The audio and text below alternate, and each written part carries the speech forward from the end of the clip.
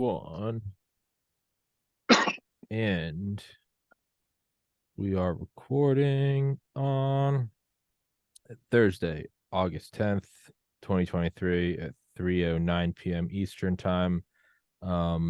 Dave was just telling us how he doesn't respect anyone on shows he does, and he'd prefer if we'd all shut the fuck up and let him talk, and really some rude racist shit that I don't feel. I mean, I'm a free speech absolutist, but some of the stuff Dave says really makes me re-examine things and wonder, what is real and what isn't, what is a genocide and what's cleansing and a bunch of gross shit.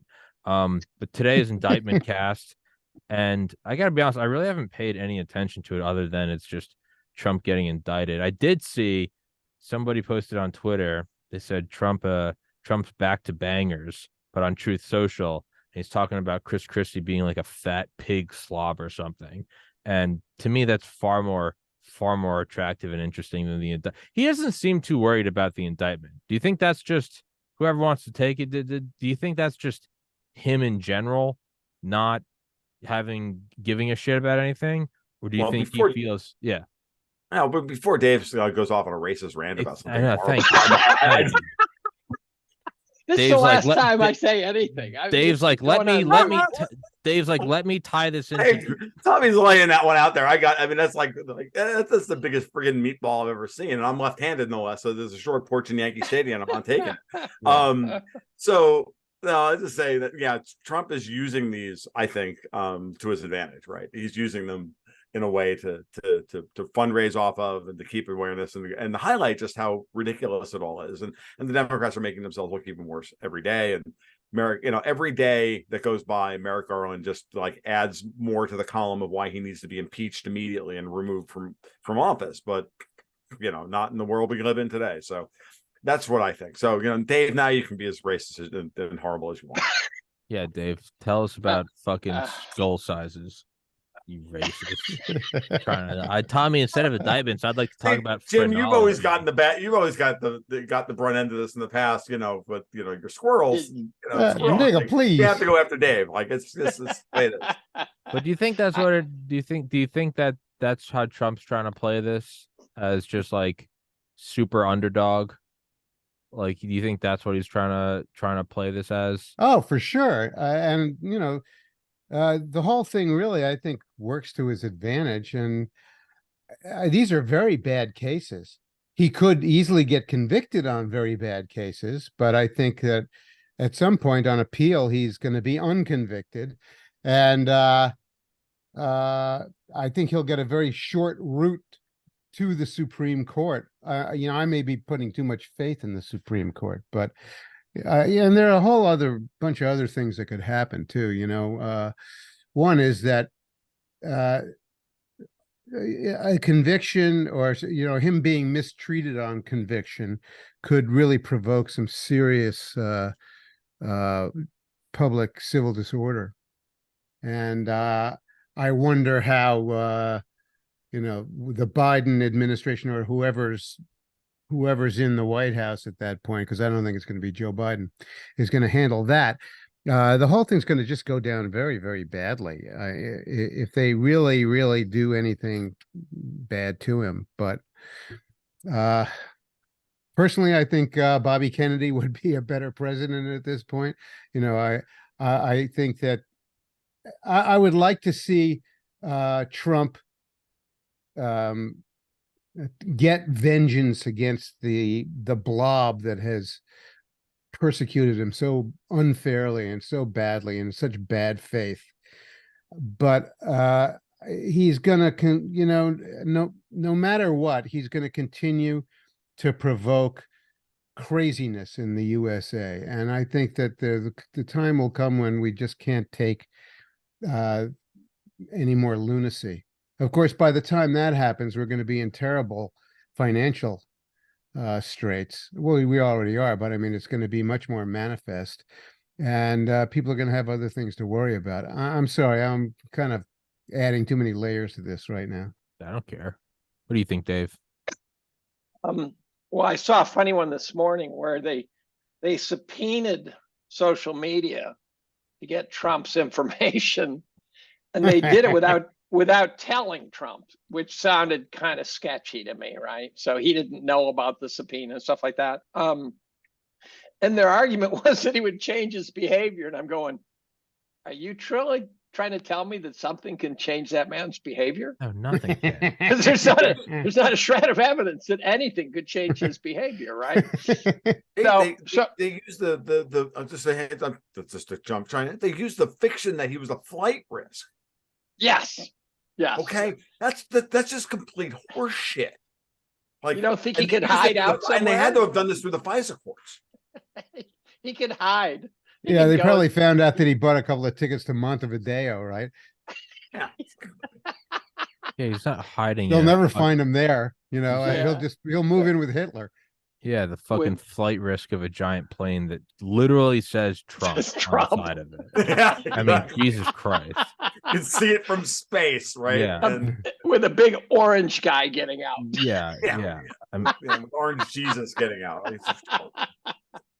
Yeah, I don't know. My theory is he's gotten much better. He has weaponized his narcissism as the way. That's the way that I like to think about it. I think his narcissism was the shallow bullshit of wanting to just be on TV all the time. And I think he converted it to, if I'm going to be the greatest of all time, which is well within his narcissistic dotted line, I have to do things great. So I think he actually has channeled his inner narcissist, outer narcissist. There's an oxymoron for you. Yeah, that's right. Is there a mid-level narcissism? Well, there is. I actually read a book on narcissism, and they said Trump was not the worst. They said LBJ was. Wow. But I think he's realized that he's got to be a great president, and so I think he's now trying to be a narcissist through achievement. He's upped his game. He's upped his game. Yeah, it's no longer about putting Trump logos on planes and stuff like that. It's a much better, so much more. He wants to be a great president, and he's smart enough to know things he might have to do to achieve that. I'm really wondering how much of a dumb bunny this guy, Jack Smith, actually is. Because, these cases are so poorly constructed. And he just seems to be a dope. And he seems, and Trump seems to be perfectly set up to play rope-a-dope at the highest political level of the game. And, that could end up being really ugly for his opponents. But that's like saying that this press secretary, Karen, what's her name, is a dummy too. Jean-Pierre. I don't think she has a hand that anybody could play. Right. Yeah. So I don't think when I look at her, I don't see a stupid person. I see a person who's asked to defend the indefensible. Yeah. And so I think in some ways this Smith guy is being told what to do. And they probably have sexual blackmail on his ass. And so he has to do it. He's taking one for the team. Yeah, exactly. And these people all play roles, right? None of them are free actors here. It's like arguing we have free markets. Like they're all here. I have to get up, but I'm not choking the chicken or doing anything like that. I'm just getting about. Oh, you're going to go drink some ginger ale. I had to shoot the rooster this week. That's a private joke. So no, but honestly, I think that I wrote about this a couple of weeks ago when RFK Jr. went to speak in front of Congress and to be censored on a congressional panel about government censorship, right? And when Debbie Wasserman Schultz played her part and everybody else played their parts in order to state the things that needed to be stated so that they could write the headlines they wanted to write and get the sound bites. This is all staged. This is like, it's all about setting up the right shot, making sure that you get the right soundbite filmed on C-SPAN so that they can then send it to CNN and do the whole. That's all this is about. It's all stage managed. It's all artifice all the time. And once you realize that that's the game and that that's the only game they have, then it's really easy to see through it. And it's really obvious what we're seeing. And Trump is actually, and that's why I think you go back to the argument that Trump is just using this, as Dave would put it, weaponizing his narcissism, to make to make as much hay out of this as possible. But to Jim's other point, what Jim said earlier, is that I also think that we need to be post-Trump. I love the fact that he's still out there, like, acting like Trump. And because who else are you going to have on the Republican ticket? Ron DeSantis is clearly not ready for prime time. None of the other decent people in the GOP are there. So Trump is the only one sticking a finger at in the eye of the GOP establishment. And the longer he stays in the game, the more he drives the factions within the DNC, which are clearly becoming obvious to everybody now. Right? Oh, do you think so? The old Obama-Clinton wars. I was going to ask that. Do you think the left? That. Do you think the left sees it? No, I don't think they see it yet, but we all see it, right? I'd like to hear what you mean by that. Oh, I don't see the factions forming, but I'd like to hear what you have to say about it. Well, I mean, let's think about this. It's clear that everybody wants to get rid of Joe Biden. Everybody at this point has reasons to get rid of Joe Biden, right? So if you're Obama, you got to get rid of him because he's a laughing stock and he has to go away so that they can try and replace him with Gavin Newsom to run him in his place. But then how do you get around Kamala Harris? And so the Obama wing and the Clinton wing have never liked each other. Jim, going all the way back to 2008, when Hillary was asked to stand aside, right, and allow Obama to run, and then when clearly it was her turn, and then they had to, in order to pay Hillary back in 2016, they had to tell Biden to step aside. When clearly, remember, Obama was president for 8 years, but he wasn't in charge of the DNC. Hillary was. She controlled the money, she controlled the superdelegates, she controlled everything. So then Obama, who should have been, as president, should have been the top of the Democratic Party, never was. Hillary was. So that Hillary then runs in 2016, and Biden, who should have been the heir apparent to the Democratic Party, was asked to step aside and not run so that Hillary could run. And then when Hillary lost to Trump, then the Obama wing of the party was ascendant.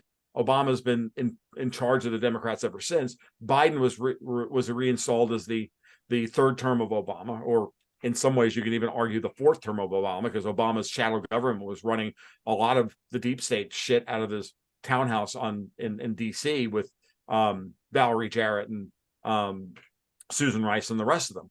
So that fight, I think, is now on again. Obama has an issue. What's that? Obama has a problem, and that is that the Trumps, many problems. Yeah, I know. That's right. That's right. There's liberals in academia too. Obama has scandals that could get dragged into the open because of Biden scandals. That's one. Obama's got to find a way to get Biden off the stage now because there are scandals that connect the two together way too incestuously. Which ones are you talking about? I think there's all sorts of payouts that has anyone read Whitney Webb's 2 books? I read the first half of the first one. It turns out the first one, here's what her logic was.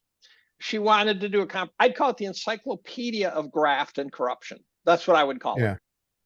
The first book she laid out goes right back to the beginning and talks about all the evildoers, right? The second one's way more interesting because the players are people we know. So all of a sudden you start hearing about John Tower and Bush and Clinton and these guys. So it's the first one is all these gangsters never heard in the of 1920s, and CEOs of companies you didn't know exist and things like that. It's very, very, you could read this. I'm warning people, if you want to read her books, just read the second book. You don't need the first book. The reason she did it, and I just saw this the other day on a podcast to make sense. She says, if you talk about how bad the evildoers are, the CIA, the gangsters, all these things, and all the corruption and the interconnectedness, in the 50s, everyone says, oh, yeah. And then you say the 60s, they go, oh, yeah. And then you say the 70s, they're going, okay. And you get to the 80s and 90s, they go, oh, no, I don't know if I buy that. So as you get more and more familiar, all of a sudden the Overton window starts closing on the listener. And so she did it that way to make sure that she laid a foundation of corruption, which turns out to be the 4 cornerstones, are basically 4 mobs. And so the CIA was not corrupted by the mob. The CIA was built with the mob. The original CIA was all mobs. And I'm convinced now that everything is just organized crime. Just absolutely everything is truly organized crime. And when you see someone get whacked, either metaphorically or literally, it's just one mob whacked the other mob. It's just classic Sicilian family-like thinking, except now it's people we don't think of as mobsters unless you wrap your brain around that idea. Oh, I I've don't always, think- considered the Clintons mobsters, and I've always considered Obama a mobster. But I think they're all mobsters. I think they all work for different people. That's the thing. For example, I think the 4 banks that collapsed are basically CIA fronts that wrapped up. Yeah. Do you think that Obama Yellen was the whacked, person who blew them, who created them?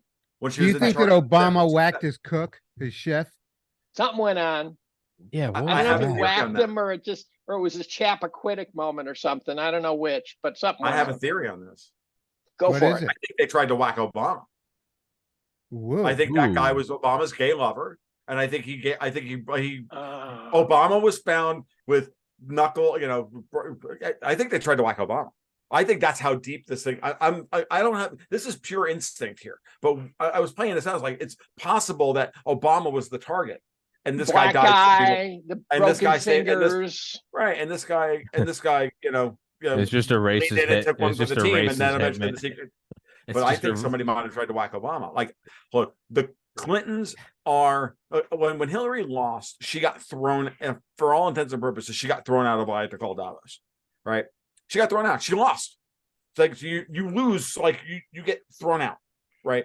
They lost all their money. They lost all their funding. It's the same thing. But Hillary's always been more of a neoconservative. Always been more aligned with the neoconservatives than the European neoliberals. If you want to use, and I hate to use the term neoliberal because it may be misinterpreted, but just in the end of the She was day, a Goldwater gal.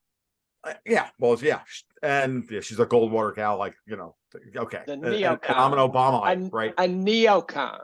Right, but she's a neoconservative of the Bill Kristol Weekly Standard, going back Right. to the Irving Kristol and all those guys, right? And Bill Buckley and all that. So she's also really at the end of the day just an Arkansas grifter that aligns herself with whoever's got, so she's got herself, she gets kicked out of one group. She's always been fronting though for the neocons. And so that's more the Anglosphere, the US UK neoconservatives versus the old European colonialist powers. Those two are clearly at war, and Obama has always represented those people. Now, when they were all winning, they were all on the same team, but they clearly haven't been winning since 2016. And the only thing they actually agree on at this point is Trump. We have to stop Trump. Everybody agrees on Trump as the Well, problem. because he's going to prosecute them all. No, but Well, I mean, you couldn't find a Republican you'd bet your life on supports Trump. You can find Republicans who have tied themselves to the MAGA wagon. Yeah. But that's just a calculated move. See, I think this all ties into my arguments about. I've been thinking about this really seriously, and I think we may have talked about it in previous casts. I can't remember. I do so many of these, I can never remember where I talk about all this stuff. But you remember how I think I might have mentioned to you guys in the past about the idea of having both monetary and political control over a country, right? That you have to, in order to really control a country, you have to have both control of its political system and its central bank or its monetary system. Now, when Trump was elected, they lost control of both. When Obama was in charge, and Yellen and Bernanke were running the Fed, they had a compliant Fed that was going along with all this globalist bullshit. And then Trump was put in power. Trump won. They couldn't figure out a way to steal the election from him. And then Trump puts Powell in charge of the Fed, right? Starts the process towards SOFR, moves us away from LIBOR and all of that. And everything that Powell has done as Federal Reserve Chairman, other than the COVID interregnum, has been to try and wrest control of U.S. monetary policy from the globalists. And I'm sorry, after 2.5 years of me chronicling this, it's really hard for me to argue against me at this point. When you think of it that way, they have political control over the United States, but they don't have monetary control over it. They've got monetary and political control over Europe, right? But they don't have it here. So now a restoration of Trump would be to lose political power over the United States. The same thing I believe with RFK Jr. which is why I find RFK Jr. As of right now, I'm not convinced, but I'm 75% in RFK Jr.'s I don't know, pocket, whatever you want. Corner. Thank you. That's the word I'm looking for. So when you process it like that, this is why they're all freaking out. The problem now is the DNC, in order to have an electoral strategy for next fall, well, what are they doing? Like, Biden is clearly unacceptable to everybody. He screwed everything up. He screwed up Ukraine. He's 80 years old. He can't, like, he's got dementia and all the rest of it. And the knives have come out in a way against Biden that is predictable at this point in the process. Because in order to get rid of him, we have to, like, figure it out. So there's going to be all sorts of negotiations between the GOP and the DNC as to how they're going to run a fake pair of candidates against each other.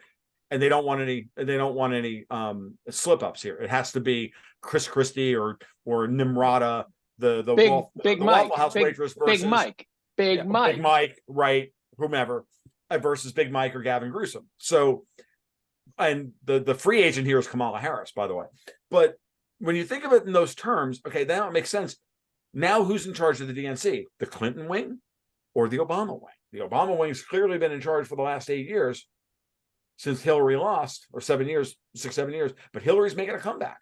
And and the neocons are hopping big mad about. What do you mean she's making? Wait a minute. What's her comeback? What's the evidence of her comeback? They desperately want to have control over. They want to go to war. They want the war in Ukraine to not end, and they want political control over the White House in order to absolutely get their World War III, which they've been like absolutely. That they've been singularly focused on forever and a day. Remember, Newland is a progeny. Newland is the progeny of the protege of Madeleine Albright. Madeleine Albright and Hillary Clinton. They're all part of that same wing of American politics. So, as far as I'm concerned, this is about whether or not Europe can extricate themselves from the Ukraine conflict because they can't afford to fight that. They can't afford to fight it anymore. And the neocons desperately, and that includes the Brits, that includes the Poles. Right? I'm sitting here literally looking at my Twitter feed of stuff about Poland and Ukraine wanting to create, a union state in the western half of the country, for Christ's sake. This is all being driven by the British neoconservative, the British wing of the neoconservatives. So when you stop the faction, that's the factions within the DNC. It's the Clinton wing representing the old American British neocons versus the European colonialists that Obama represents. So it makes perfect sense to me that they would have gone after Obama here if they feel Hillary's really flying off the radar screen. Don't you think? Don't you think? That's what I was. No, she's been out there doing the Proof of Life tour recently. I've seen her multiple times in the last tour. Proof of Life. That she's not dead. She's not dead. She's holding a newspaper. She's always on a Proof of Life tour. This one, she shows up about every 18 months. Holding a newspaper with August 8th on it, right? Exactly. So I'm sorry to hog the microphone on this, but I really do think that this is the stuff that's been going through my head for the last couple of days as we've watched a lot of this stuff come out, because we haven't seen infighting within the DNC for the last couple of years, and now all of a sudden there is, because someone wants to have the presidential candidate and have it be their presidential candidate. So now the question is, who is that? Is there anybody besides Gavin Newsom? I don't see anybody out there. He's so disgusting. And he's horrible.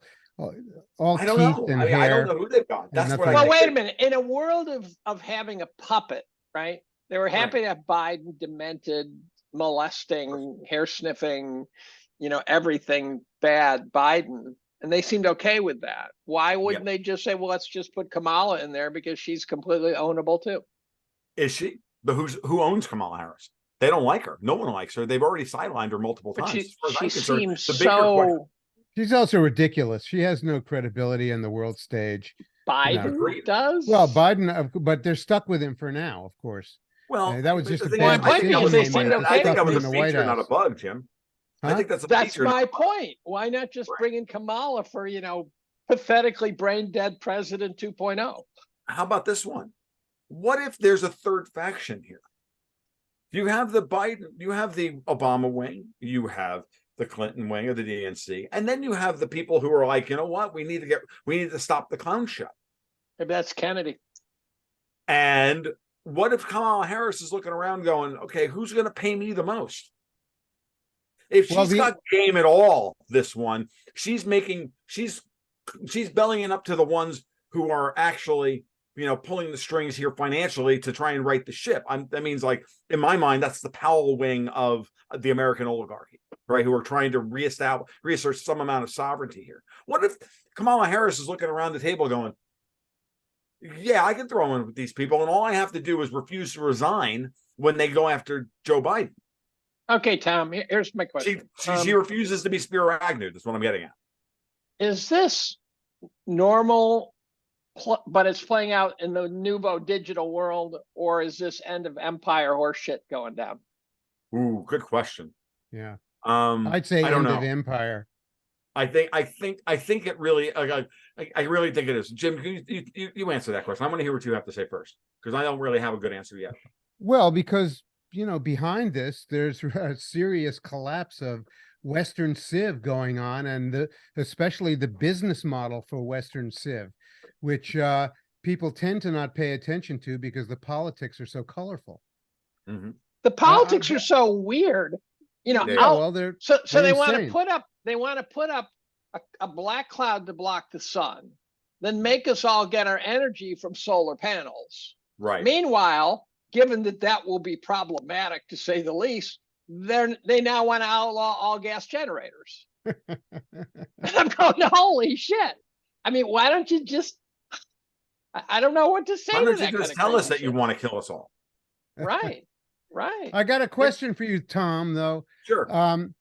If you're saying that there's a possibility of a third faction in the Democratic Party who would align with Bobby Kennedy, the trouble with that idea is that Did you say that? Did you say that? I'm not really sure I said that, Jim. Okay. I think that there's a third. You did say something like it. I said it. Okay. Fair enough. Let me finish the thought. Sure. I don't see anybody in the Democratic Party making a single move, the slightest move, to support Bobby Kennedy at this point. Now, it may be that they're all afraid to be the first guy, And you remember when Trump ran, Hannity got grief for letting him on his show. That's how toxic Trump was. Mm-hmm. And Hannity said, look, I'm just giving him a voice, right? That phase we will have to get through if this is how it's playing out, is that Kennedy will have to start clicking within the mainstream. He's playing really well. He's brilliant. He's playing very well. The other thing that he's very good at is he has convinced me that he's a very fast learner. Yes. So he takes topics that he can't, he's been so busy his whole life, right? He really has been busy. And all of a sudden some new topic shows up in his radar. Within about a week or two, he seems to have a pretty good grip on it. Mm-hmm. And he changes his tune. And you go, well, that's a politician. No, that's a guy who's been learning at the speed of science, as they like to say, right? Yeah, no, I agree, guys, and I don't know that there's anybody backing Bob within the oligarchy backing Bobby Kennedy. What I'm saying is that there's a sovereigntist faction clearly trying to keep us out of the Silicon Valley. Silicon Valley showing real interesting signs of backing him. Yes, I think that's right. Fine. What I'm interested in is what the DoD is doing. Like the DoD is clearly slow walking any kind of real support for a wider conflict in Ukraine. Have we noticed how the U.S. military did not follow Victoria Nuland to Niger, and now the French are having to pull out all across North Africa? Does anybody not notice this? Because I did. I said this the other day. So the article I published on Monday was a crib of an article I wrote for my patrons the week before, and I literally said that line about, if you watch the American military in the stationed in North Africa stand around and pick their nose while the French get kicked out, that's your tell. We're happy to watch the old European colonial system, which is built on the backs of effectively sub-Saharan slavery through the colonial CFA franc, just frog marched into oblivion. That's what's happening. And financially, that's the big gig. And I'm telling you, this is absolutely the biggest tell, that this shit is changing rapidly. And what the old Europeans are trying desperately to do is run the clock out and try and figure out a way to keep it all afloat. And they delay, they throw another indictment in front of Trump, they do this other stupid thing, they do this other dumb thing, they throw this stuff out there, chum, to try and see if they can run as much of the clock out as possible and try and win. And they're good. And the way I've been started to describe this as, they're just a dog that refuses to submit. Right? If you've ever dealt with a badly behaved dog that's never had any controls put on, or even a child, and eventually you just have to like put your hand on their chest and go, that's enough. And they keep wriggling and they keep fighting you and they keep fighting you and they keep fighting you. That's Victoria Nuland. That's Hillary Clinton. That's Klaus Schwab. That's George Soros. That's all of these fucking people. That's the King of England. These are all old entrenched powers that keep saying, no, but I'm in charge. Do you feel like you're in charge? I'm Bane now. Do you feel like you're in charge? You know, do you feel like you're in charge? Right? That's that moment. This is what's happening now. And Hey, Tom, we're gonna get to that Bane moment, I think, very, very soon. 2 questions about that. Sure. One is, according to this idea that you just put across about the Army, the DOD, really, and the U.S. military, if they are dropping their allegiance to Victoria Nuland and the forces around her, behind her, then where does their allegiance move to? And 2, we've gotten the impression over the last 3 years that the Department of Defense is not very smart. So how do those 2 things add up and fit in? Well, China. Think of it this way. Let's remember one thing. Obama replaced all of the American first generals with all the political hacks that we have currently. He did that during his administration. Okay, so the top of the military brass, just like the top of every other major major state organization, police departments, fire department, all of those guys are always political actors. Guys, I'm watching The Wire for the first time in my life, and I'm watching. I don't know if you guys remember all the politics in The Wire. It's the police department, and that shows it's clearly what's going on. It's a model for the same thing that's going on in the DoD. That you have the politicized generals and the Joint Chiefs and everything else, but then you have the rest of the military going, yeah, but we're not doing that anymore. And they can just say, look, we're not, we can't get those bombs or those tanks over to Ukraine on time because we can't do this. And they just, like everything else, if you don't want to do something, eventually you just don't do it. And the best way to beat the plans of people who have top-down control is to just, slow your roll, right? That's what you call when you're married. That's called passive aggressive. Yeah, it's very passive aggressive. Okay, and so you can just sit back and yeah, I'll get to that on Friday. Oh, this thing came on my desk. Yeah, and that piece of paper sits on some clerk's desk for 2 weeks and then never gets shuffled. Right. So, there's a lot of that going on within the bureaucracy, and there's a lot of and it's not a simplistic thing. There are aspects of our bureaucracy that are absolutely just passing the papers along and doing the thing, and it's all Terry Gilliam Brazil like. Bureaucracy gone wild, and other parts of it is just saying, you know what, no, I'm not going to do that. So it's not that the DoD is a monolith, is that there's once things start to break down, factions start to exist within all of these organizations, and everybody starts fighting amongst themselves, and then you start going, okay, well, who's got the upper hand? And that's really hard to map, guys. And so, do you think DoD is turning against the Ukraine project? I think they have. I think they've been against. I think the real men within that run military policy, that run the military, the full bird colonels and the rest of it, I don't think they've ever been on board with this thing. I think they've done it out of allegiance to the chain of command. Are they supporting it? But now that there's clearly, look at what's happening with the Europeans. They are clearly trying to figure out a way to not fight this war anymore. Who's the angriest of the angry post Vilnius? The Brits, as always, but who also lost his job when Biden, of all people, said he wasn't going to replace Stoltenberg as general secretary. It's Ben Wallace, Britain's defense secretary. He not only lost that job, but is also losing his job as a Tory council or MP. Like, he's done. His political career is over. Just like the other arch neocon, Liz Truss, was ousted as prime minister, and her career was over like that. Does that mean the UK is no longer supporting the Ukraine war, or no? Will not? What it means is that they're the rabid dog that refuses to stop. So they keep doing backdoors around NATO they're doing backdoors around NATO's, saying no, because the American military is saying no. And so what they're trying to do, of course, is they've got backdoor allegiances with the Poles and the Baltics. They've been working on a literal treaty between Poland, the Brits, and Ukraine, which would make them, and again, this is like this union state idea. They're trying to push this forward so that they can backdoor an Article 5 thing. I'm not sure that it's going to work, but it's like they'll never stop doing it because they have to keep figuring out ways to get around it. It's no different than Jack Smith trying to come up with another way to weaponize the legal code to get to. Well, they'd have to get past the Germans for one thing. What's that? They'd have to get past the Germans.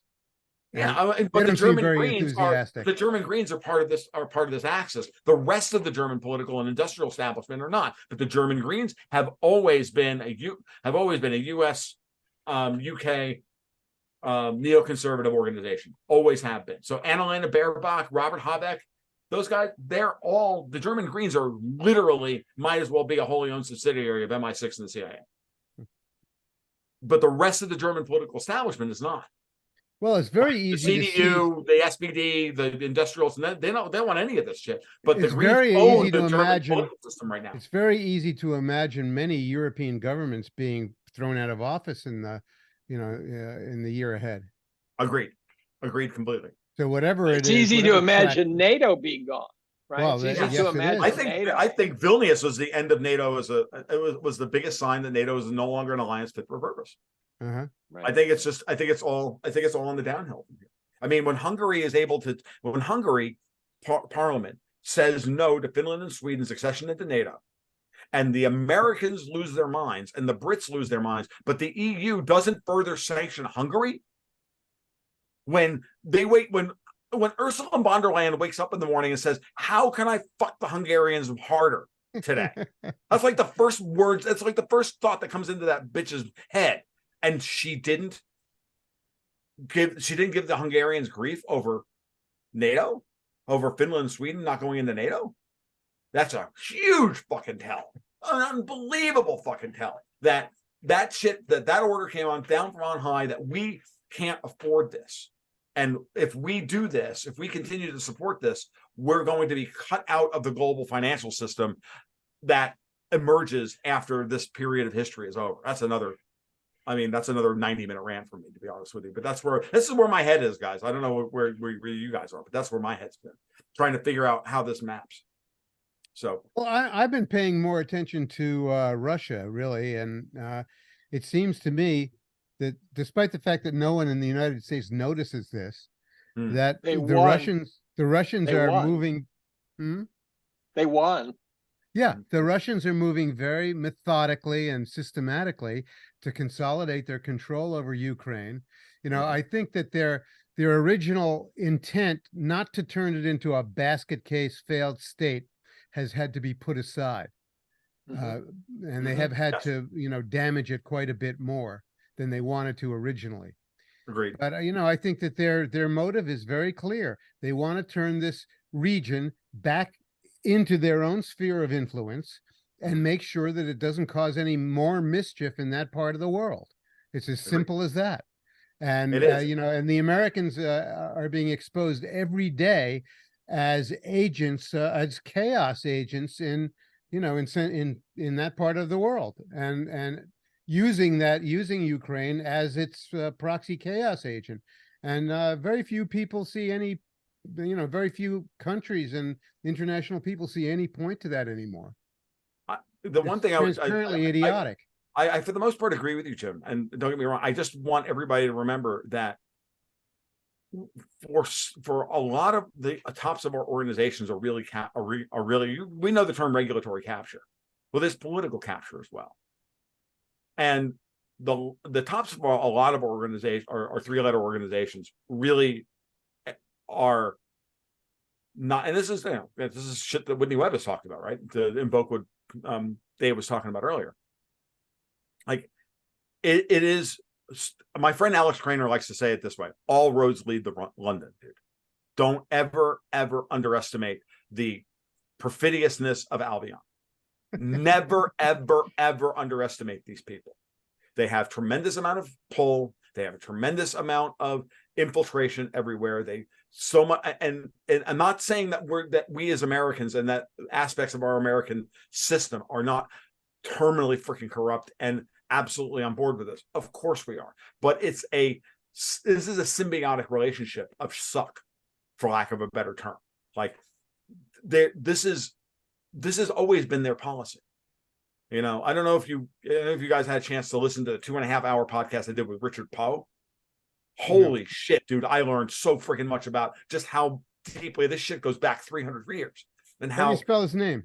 P-O-E, Richard Poe. So I don't know, episode 148, 147 of the podcast. It's a recent one, a couple months ago. We did 2.5 hours, he and I, going, and I just let him go through a lot of his research on just how deeply embedded all of these ideas about globalism, one world government, all this stuff goes 300 years back to the Brits. This is all them. And, it's not single vector. It's everywhere, all across the old European colonial powers. But when you stop to really look at, why is everybody talking about de-dollarization now? Why is everybody talking about the United States needs to be broken up? These are all fucking ideas put into our heads by outside freaking factors. We can fix this shit here in the US. Yeah, we're clown world, but we've been manipulated into clown world. It's a feature, not a bug. It's crazy. But we all shit. When I was talking about de-dollarization 10 years ago, everybody looked at me like I have 4 heads. Today, everybody's like, what do you think about de-dollarization, dude? I'm like, the same thing I thought about it 10 years ago. It's going to happen eventually, but it's not like it's happening today.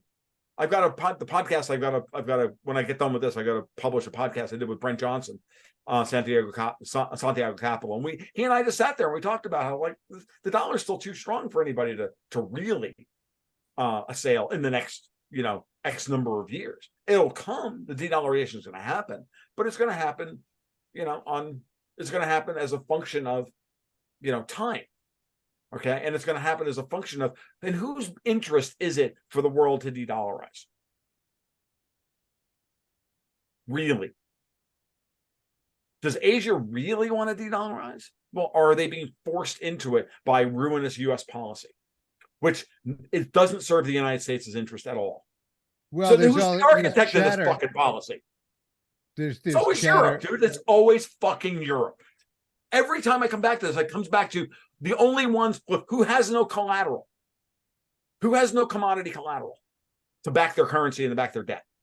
The Europeans, the Japanese. Well, no one expects the Japanese to take over the world, but everybody's worried about the World Economic Forum and the European Union. How are they going to get the collateral? I'm more worried about the World Economic Forum. The big dog hell. The United States wrecking Western Civ. No, I'm not worried at all about them taking over the world. Well, yeah. Well, that's the thing, Jim. That's their fallback plan. Their argument is that their mechanism is, let's destroy Western civilization and then build it back better out of the ashes on a new paradigm. And what's that new paradigm? No oil, no hydrocarbons. Yeah, why? Because Europe doesn't fucking produce any. That's why. Yeah, they're insane. Yeah, they also, people like Yuval Noah Harari think that they're going to run their computer-based transhuman program on a janky electric grid that's probably not going to be working very well in the next 10 years. And nobody pays any attention to that. Dude, why do you think this is so important? Again, I keep coming back to this. France loses control of Niger. They lose control of getting uranium at what, $11 a pound? They lose getting control of gold at what, $800 an ounce? Which they get. and they get to extract all the mineral wealth. That's not just Niger; it's the whole CFA franc zone. The entirety of France's economic structure, pricing system, is built on the extraction of commodities from sub-Saharan Africa at pennies on the dollar. So is France really a AA rated country? Or are their bonds junk? If they lose that. Yeah, it's a very good point. I don't understand though about what the United Kingdom's collateral is, or what their power is in the game board, because they're really not much of a country anymore, except for the city of London. Except for the fact that the crown still owns 25% of the world's landmass. They own Canada. They own Australia. But do they really? I don't think they really do. They get paid. They get paid like it's crown land. These countries pay taxes directly to the British Crown. What, in rents? Basically in rents? Yeah, and in one kind or another, and in control over their political systems. Well, that could stop anytime Canada, Australia, 30%. New Zealand wanted to. How about this? The British pound. The British pound. Why does anybody care about the British pound? Beats me. 30%. 30% of the world's financial transactions are still settled in British pounds through the City of London. That's why. 30% of the world's financial transactions, not settling trade, settling the financial transactions, still run through City of London. I saw that number the other day. I about shit my pants. I'm like, oh, that's why the Brits still matter. Because they have no industry anymore, and they have this fractious nation of and they have a network of agents and spies in every, dude, seriously, like when you watch Quantum of Solace and Mr. White says the second Daniel Craig James Bond movie, and he says, we have people everywhere. He wasn't talking about quantum. He was talking about seriously. I just have a hard time seeing them really exercise that much influence in the world. They do. Then the other thing is that what I'm seeing now is I'm laying the groundwork to remind everybody about this, but at the same time, Jim, they're losing because we can see them now. Everybody sees what's going on, and now this is their last gasp of running the same old playbooks of divide and rule and divide and conquer like they've always done. Okay, and it's not working this time. This is the good news. And this is why the system is now cracking in a way that we haven't seen in the past, where they thought they were going to run the same playbook that they've always run before. And it's not working but I can see the Ukraine thing. There's too many players at the table with too much power going, yeah, you guys are cute. No, but you don't run us anymore. I can see the Ukraine thing coming to an end before the new year. And I think if and when that happens, that's going to completely reorder the European game board. I hope so, but I don't know. I don't know. I really don't. Because these countries are going to have to settle their hash with Russia. Yeah. And they're going to start really visibly rejecting being bossed around by the US.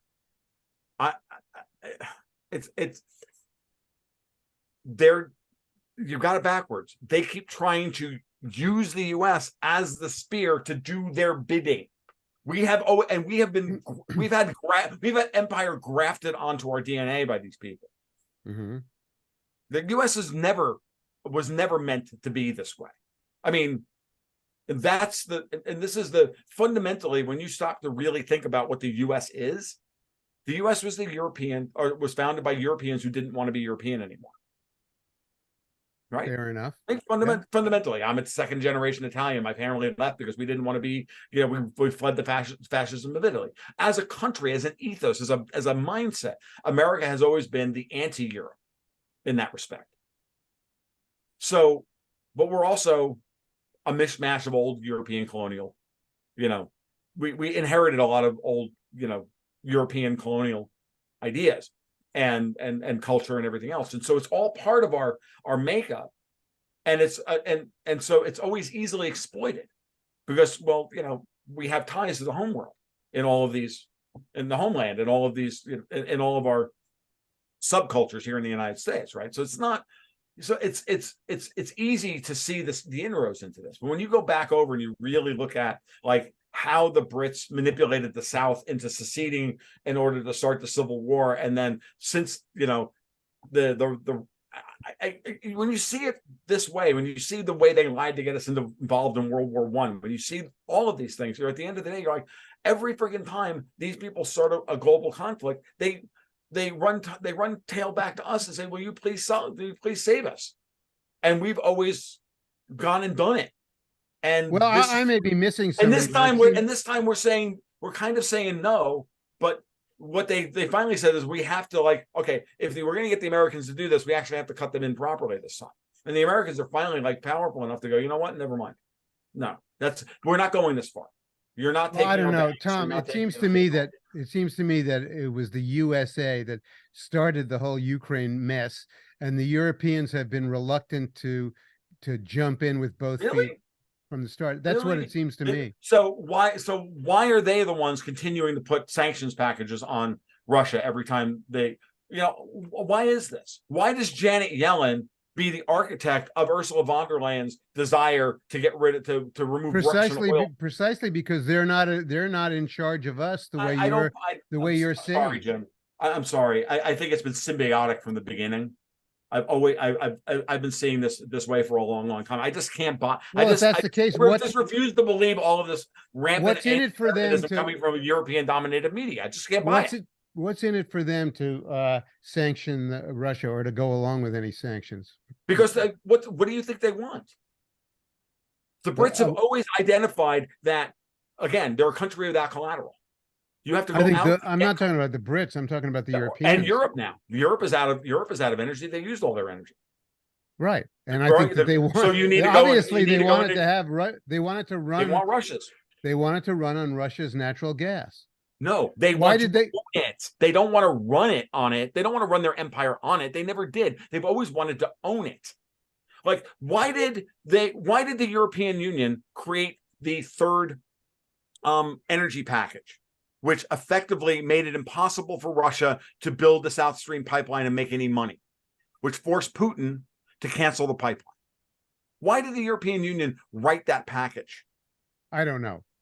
I know. Because again, as always, Europe wanted the same colonial terms of service that they have with, say, sub-Saharan Africa. Yeah, but they just made a mistake with Russia this time. They underestimated Russia's situation. Of course they did, but that's only because of the last 10 years of only because of the malfeasance that they were all in cahoots on back in 2007, 2008, all the way through Syria and everything else. Like, Putin watched this happen, and then they were trying. Why is Syria? Why do we try to move into Syria? Supposedly gas and oil, right? And who are they going to cut out of the? And who are they going to cut out of that? What was that for? Who was going to cut out of the European gas market and the European oil markets?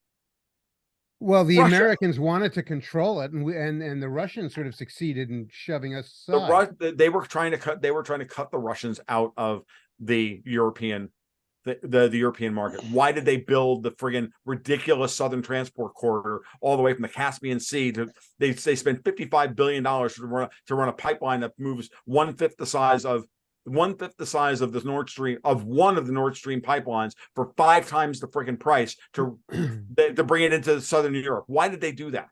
They did that because they just spitefully wanted to get away from Russian oil and Russian gas. The plan has always been starve Russia of warm water ports, of being able to market their oil to the rest of the world and all the rest of it, because as far as the Brits are concerned, the Russians are the other great empire. Because the Russian Empire, Mackinder Heartland theory, all of that world island, he who controls the world island controls the world thing. They have to desperately control Russia. This has always been this way. This fight's been going on for 300 years. It's nothing new. And you can get the United States to go along with that. Now the fun part is when the United States turns around and goes, well, why should we do that? Why don't we just sell you the oil? And now you got Macron over there screaming well, you're selling us the LNG from Cheniere at twice the price we used to buy it from the Russians for. Like, why don't you give us the deal? And we're like, don't you understand? We don't work for you anymore. You're not our allies anymore. Because you fucking they were hate dumb us. they were dumb not to foresee that. I mean, the whole thing just seems to be an amazing amount of bad planning and failure to really see what was going on. But again, it all comes back to what happens if Powell stays at the zero bound. If Powell stays at the zero bound, all of this is all the calculus and all this stuff that we just talked about changes in Europe's favor, because now we're literally handing them the money they need to do the things that they want to do to continue to keep control over our political system. What do you think those dollars do? They go out, they get levered up, and they come back here to buy our elections, to buy our DAs, to buy our court system, to screw with our elections, to get our politicians to write their policies into our law. Go look at half of the environmental law that we write. It all started in Europe. It comes over here. It starts in Europe. It goes to California. California exports it to the rest of the country. It's been going on for years, guys. This is nothing new. And European laws and the European Union edicts are 10 times worse. But they have a plan, and that plan is, well, they want a fully controlled, full surveillance state. And this is how they're going to have a fully controlled surveillance neo-medieval state. Well, yeah, they don't care about that. How great is that? They get to eat steak and we get to eat bugs. They don't give a shit, and they honestly believe that the planet's only sustainable with 1 billion people. They know their system doesn't work with. The people of those nations in Europe are going to. I think that they are going to express themselves, and that we're going to find that they think differently than their leadership does. No argument. Like the yellow vests. The yellow vests. Dude, have you seen the polling for AfD in Germany? Going way up. And it's all because they did exactly what I told them to do 5 years ago. What was that? Anti-immigration. Don't stop being the anti-Merkel party. Start being the for Germany party. Mm-hmm. That's all I said. That's all they have to do. They stop being the anti-Merkel party, and they can professionalize their internals. And from when I've talked to people over in Europe about this, and then they've all told me the same thing. It's like, yeah, early on when they had early success, they were a very unprofessional organization, and it was easy. They were easily infiltrated. I'm just thinking to myself, in my experience with the Libertarian Party, I'm like, oh yeah, that tracks. You think they're confident now? That tracks for me, right? So I think they're confident. I think they're a much more professional organization now than they were then. Are they confident now? Yes. I think they're confident. I think the way Alice Vidal is running that party right now, I think they understand what it is that they need to do, which is they need to express the pride of being German without invoking the specter of Nazi Germany. Klaus Schwab can do that for them.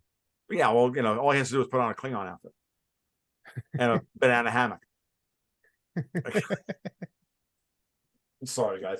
So that's what I think is going on. I mean, it's really complicated. I just think this is classic complex system breakdown stuff, and we're just watching the factions splinter and vie for control, and all the way I used to put it is that the Wicked Witch of the West is dead, and all the flying monkeys are in charge. Hey, I think we've kind of covered the European scene there. There's something I want to get back to the indictment issue. And there's something I want to drag into the arena here for you guys to chew on. Now, Jack Smith's indictment in the Washington case appears to be mostly based on prosecuting Trump for exercising his freedom of speech, for expressing doubts about the 2020 election, and for saying that it was rigged, it was full of fraud, et cetera, et cetera. Okay. Now that would suggest to me that Mr. Trump's lawyers are going to go into the courtroom, and they are indeed going to try to litigate the 2020 election, at least insofar as, bringing some witnesses in who will testify to the irregularities that they saw and that they documented, right? And at that point, this DC judge Chutkin is liable to disallow any of that to be introduced in evidence. Okay. Now, wouldn't that be like instant grounds for a mistrial? If in fact they're prosecuting him for saying that the election was fraudulent, and they don't allow him to demonstrate why he thought that? Well, I'm having trouble getting past the First Amendment part. Well, sure, because- but I'm sure but they'll I mean, sweep that it's aside but anyway. it's insane. Now, the other one that's insane. Let me just throw this out there for hoots. He's got problems in Georgia too. Yeah. And the claim is that he told his people to go find 11,000 votes, which sounds bad. What he actually did is find me 11,000 invalid votes, which Mhm. is totally rational.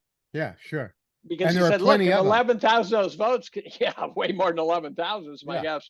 And to the extent you find invalid votes, that's totally within all legal jurisdiction of Trump. And so the fact that they're actually charging him with sending people out to just find fake votes for him, is just total insanity. So then the question is, do you know who's really working for whom in this operation? So could this be someone said, I said unintentionally in a post on something like, and someone said, really, you sure it's unintentional? What do you mean, who's working for whom exactly? Well, so when he came out and basically seemed to have opened the door for the election to be adjudicated in court, could he have been that dumb as to not see that consequence? Did someone get him to throw that door open? Well, interesting question. He does seem to be, as I started out saying an hour ago, one would think he was a dumb bunny for the way he's brought this case. Well, again, this NSA guy once told me, don't name names because then you'll glom onto it and stop thinking. The other thing that I took from that is don't call anyone stupid, because then you'll just chalk off what they're doing to stupidity when there might be method to the madness. And so be very careful about drawing conclusions that allow you to stop pondering it. And so so I and then what was I looking at the other day that just struck me as surreal? It's not going to come to me. It all looks like complete theater. Trump might know it's all complete theater. He might know that it's never going to go anywhere. He survived much worse than this. Uh-huh. And I think he even ponders how satisfying it would be to get elected while being convicted and then pardoning himself. Right. So and then the Hunter Biden throwing out all the charges in the plea bargain, and then having the judge be the one who spotted the fact that there was this. And I'd worried about this, so when someone plea bargains and there's 50 crimes the guy committed, and you agree to convict him of 3 of them, and you say the other 47 will leave alone, is that a legally binding contract? That was something that had been bugging me, and I don't know the law well enough to know the answer to that. But what appears to have happened is that they tried to plea bargain. You may have noticed that every single one of Hunter Biden's charges had nothing to do with Joe, and the 47 that they threw out were all the Joe stuff. And it was the judge who spotted the fact that there was this sweeping, a dispensing of all the other charges. And the question is, first of all, how did the prosecutors, permanently, and how did the prosecutors miss it? And the answer is there's no way the prosecutors could have missed it. They snuck it in there. They snuck it in there because both teams want Hunter to be convicted of bullshit stuff like gun charges and stuff like that. And then the judge caught it. And I'm thinking, now, was the judge rogue, or is she playing yet another role that fits into a coherent package? And that's what I don't know. Yeah, I mean, the way I read that was the judge finally looked at the situation and goes, okay, guys, if you're both gonna be working for Hunter Biden, you need to do a far better job of hiding it. Right, That would be exactly. nice because I can't pass this bullshit off and retain any Credibility. semblance of professional decorum here. This is Dignity, dignity, so dignity. yeah, dignity. Yeah, so this is ridiculous, and she threw it out. And I don't think it has to go any farther than that, Dave. I think that So you think they'll cobble it back together? They'll Well, cobble it back together. Yeah, they probably and then will. end up with the same end result. Possibly, but I think I don't think they'll ever get that clause back in there, dismissing in perpetuity all the Right. other I crimes know, against I him, know. or just their It's just- inability to prosecute him for anything in the future. That's It's- absurd. I don't think they will either, Jim. I think you're correct about that. I also just think that this is what happens when you really. It's one thing to put pressure on a system and to work the edges of it and work edge cases in order to get what you want. And it's another thing to just blatantly walk in and go, look, you're going to just do this because I told you. And there But comes wait, though. The last 3 to 5 years have been nonstop, precisely that. Well, yeah, but we're getting to a point where it's so bad that at some point you're going to run across somebody who says, that's not me though. But for Right. the last, and then what do you do? And then decade, all it takes is one person to stand up and go, look. And then the other thing, of course, is what if that happened and somebody tapped her on the shoulder and goes, no, you're allowed to actually prosecute this one properly. She ends up hanging from a tree with a gunshot to her chest. Well, or that there's somebody else standing on her again. Remember when I was talking about this stuff 2 years ago and I said, how do Manchin and Sinema by themselves stand up to the entirety of the Senate and to Pelosi and God herself, himself, G-self, right?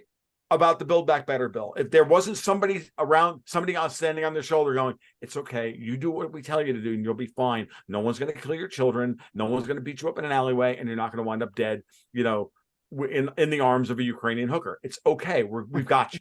We've got your back. That's what happened. They're both still alive. No. The problem is that those promises look pretty meaningless to me.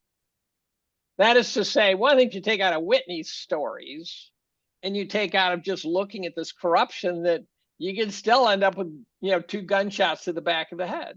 That's possible, but they're still alive. Manchin came out today and said he's thinking about, becoming independent because both brands are terminally corrupted. So that throws the senatorial calculus. Did he do this even after farther for trying to get, remember, if they want to get rid of Biden and they want to try and get rid of, Harris, the Spiro Agnew Harris, they have to somehow worm somebody into the vice president spot or allow President Harris and then worm somebody into the vice president spot that's one of theirs.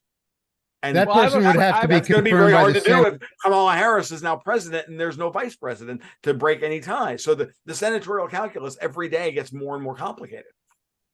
And the vice president who is appointed would have to be confirmed by the Senate.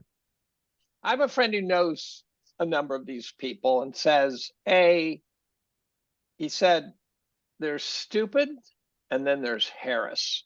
Okay, so he was just saying you just cannot fathom how stupid she is. The second Let me thing elaborate is this point I was trying to make.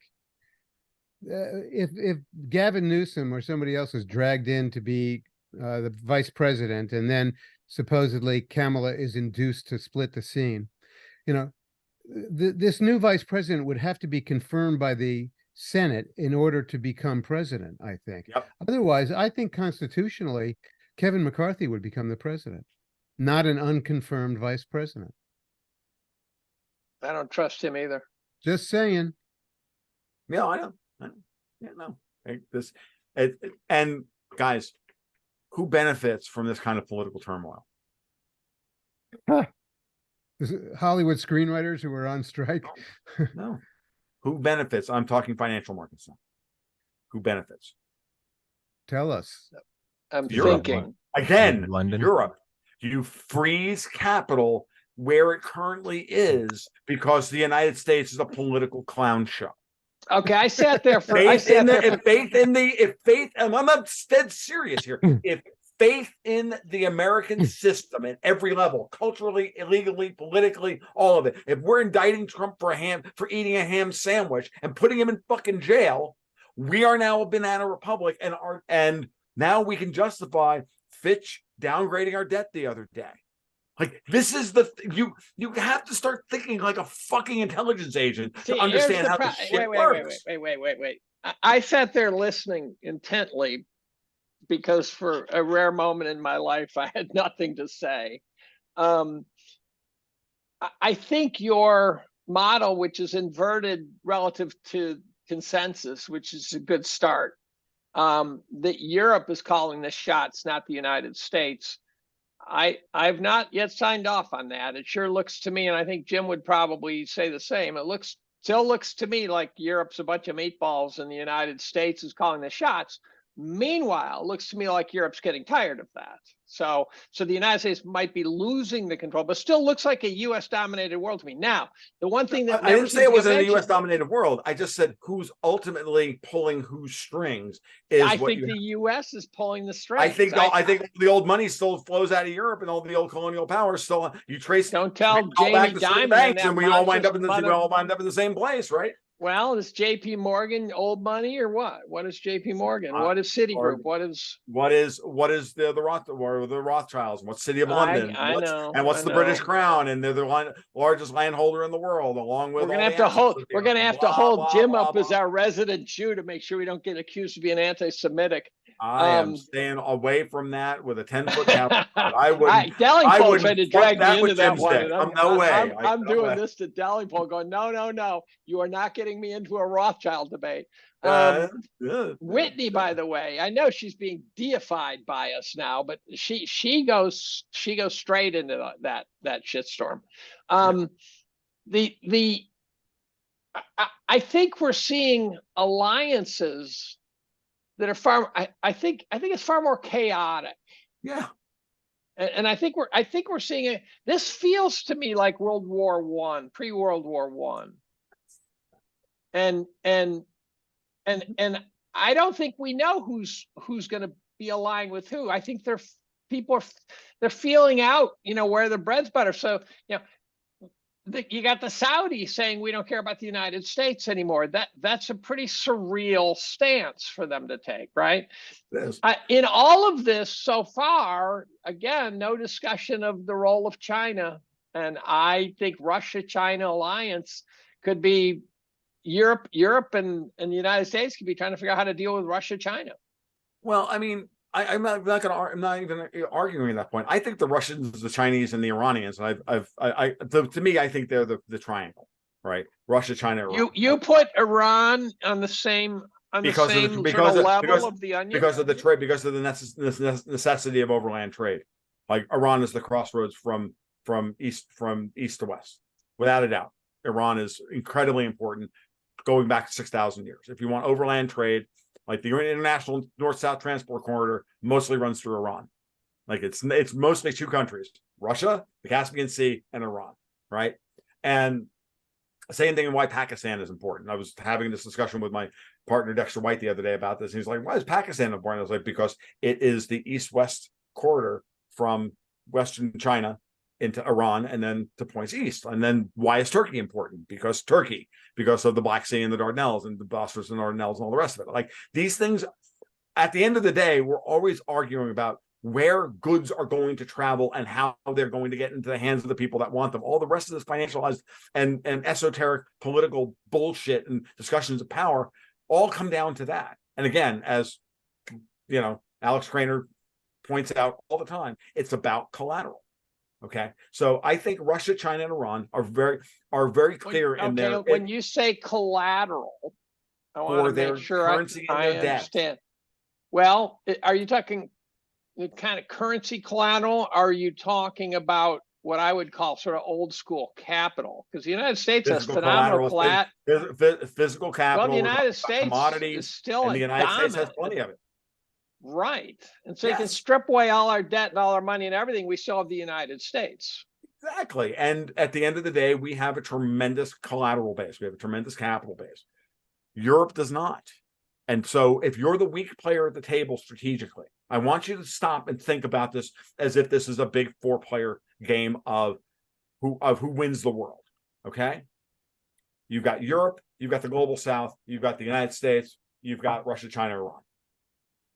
Okay. That's the way I look at it.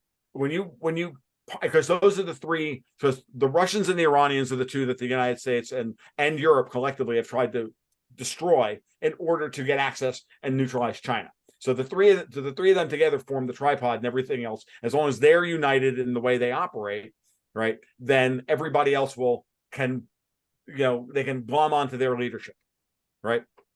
So that's why I've always thought of the I in BRICS has always been Iran, while India has always played both sides against the middle. So in that 4-player game, who has collateral and who doesn't? Three players at the table have an awful lot of collateral, and 1 player doesn't. And when let's think of it this way. Go back to why was the Iran nuclear deal the worst thing that ever happened to neoconservatives? I never understood it, so I can't answer that. I can answer it very easily. It was an opportunity to open up Iran to European investment. The JCPOA was signed, and within a month, Total had gone in and cut a $4.5 billion oil deal with NIOC over the North Pars gas field and some other. Europe was moving in, Total was moving in, everybody was moving in. Okay, and who was screaming bloody murder about this? The Brits, who've been sitting on, as we find out in the last year, have been sitting on a massive amount of oil off the north slope of Scotland. And the Israelis, who have been desperate to get the East Med pipeline and to bring their energy out of Israel and out of the Golan Heights into Europe.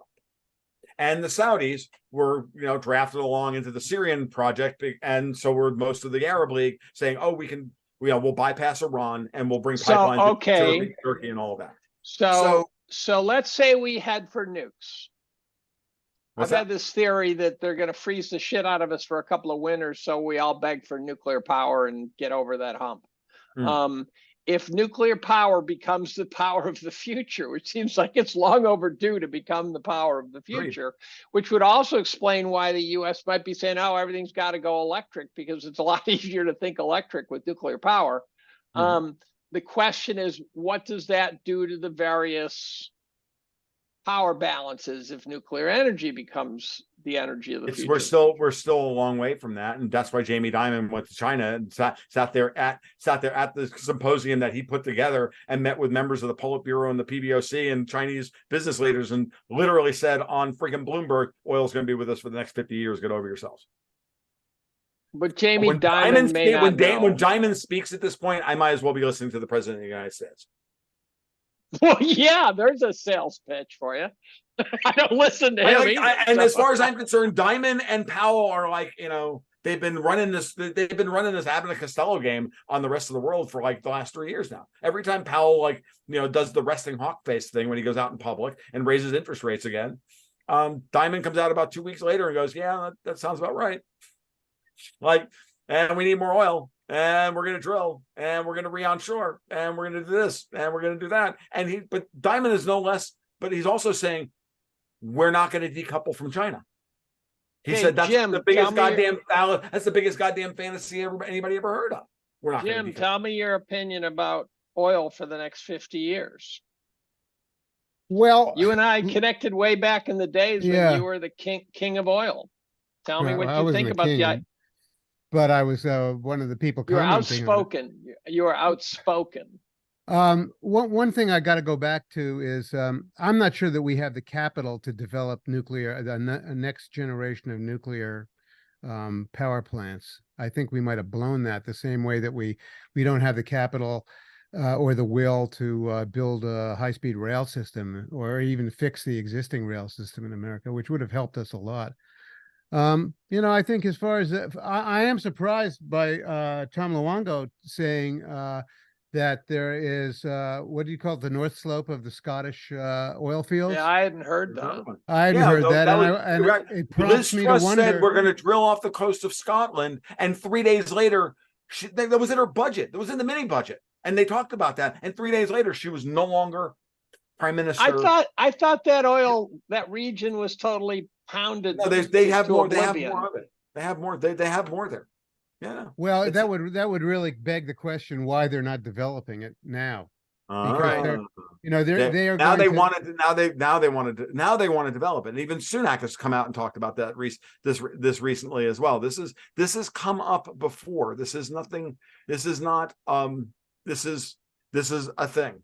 It's real. It's happening because they want to sell that energy back to Europe. Now that they know they have. Now that Russia's been cut out. Now that Russia's been cut out of the European energy market. Now you develop the oil. Oh, that's short term though. Is it? That's short term. Is it? If it's a. And would you want to bet any serious amount of money that Russia won't be supplying serious energy in 2 years? I don't know. But the I look at this. I see at this point with the Russians. I see that the Russians are so freaking pissed off with all of Europe. They're like, you know what?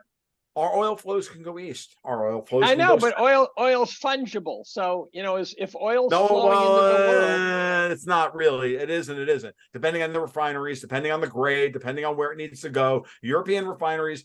Well, I know it's not fungible on instantaneous timescales, but it is fungible. Oh, of course. I mean, eventually, yeah.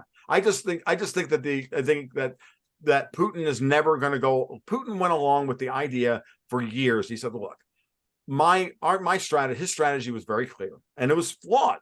It's a huge flaw because he underestimated the mendacity of European colonialists." And he said, I'm going to try and make peace with Europe by selling them all the oil and all the gas that they need so that that will preclude us ever fighting a war again. Well, what about the simpler model that Putin needed capital, period? What's that? Well, yeah. The simpler model is Putin. But not at the prices that he was giving it to Europe. No. But the Soviet Union falls apart. The place is a mess. They got no capital. They're trying to rebuild their former glory. They needed capital. It's that. That's a simple model. It is a simple model. It's not about winning friends and influencing people. It's just we need fucking money. I think it's real quick. Like I said before the show, I have to run to the store and I'll literally be back in 10 minutes. You guys can keep talking. Like I'll be back in 10 minutes. Yeah, keep going. We'll run it from here. Yeah, and I know that. Will it fuck up your tape? Nope. Now we get to hammer you. No, yeah, I know. No, I've accepted. It's my time. So if we hang karma's coming full circle. I've accepted it. I've accepted it. Okay. So let's go with Tommy. It's not like Dave. It's not like Putin wouldn't have a strategy that would hit multiple, that would hit along multiple vectors. I mean, right? I mean, come on. But there's sort of these different angles that aren't necessarily in opposition to each other. Where on the one hand, you always come at it as a geopolitical fight, and to me, it also could just look like a resource grab. This period. But that's what geopolitics is ultimately about. Well, but you're on another layer of the onion. You're talking about global domination and stuff like that. Those are not words that are just resource grab. Those are about power. And I know resources are power, but resources are also just profit. Yeah. They're just money. Well, to some extent, this is also a question of, it's an existential question of survival of way of life. Especially for the Western nations. Here's a question I have for you. If I were to ask you, I've asked this before, and it's amazing on Twitter polls what I get out of things like this. But will our population sometime in the next 100 years drop to 1 billion?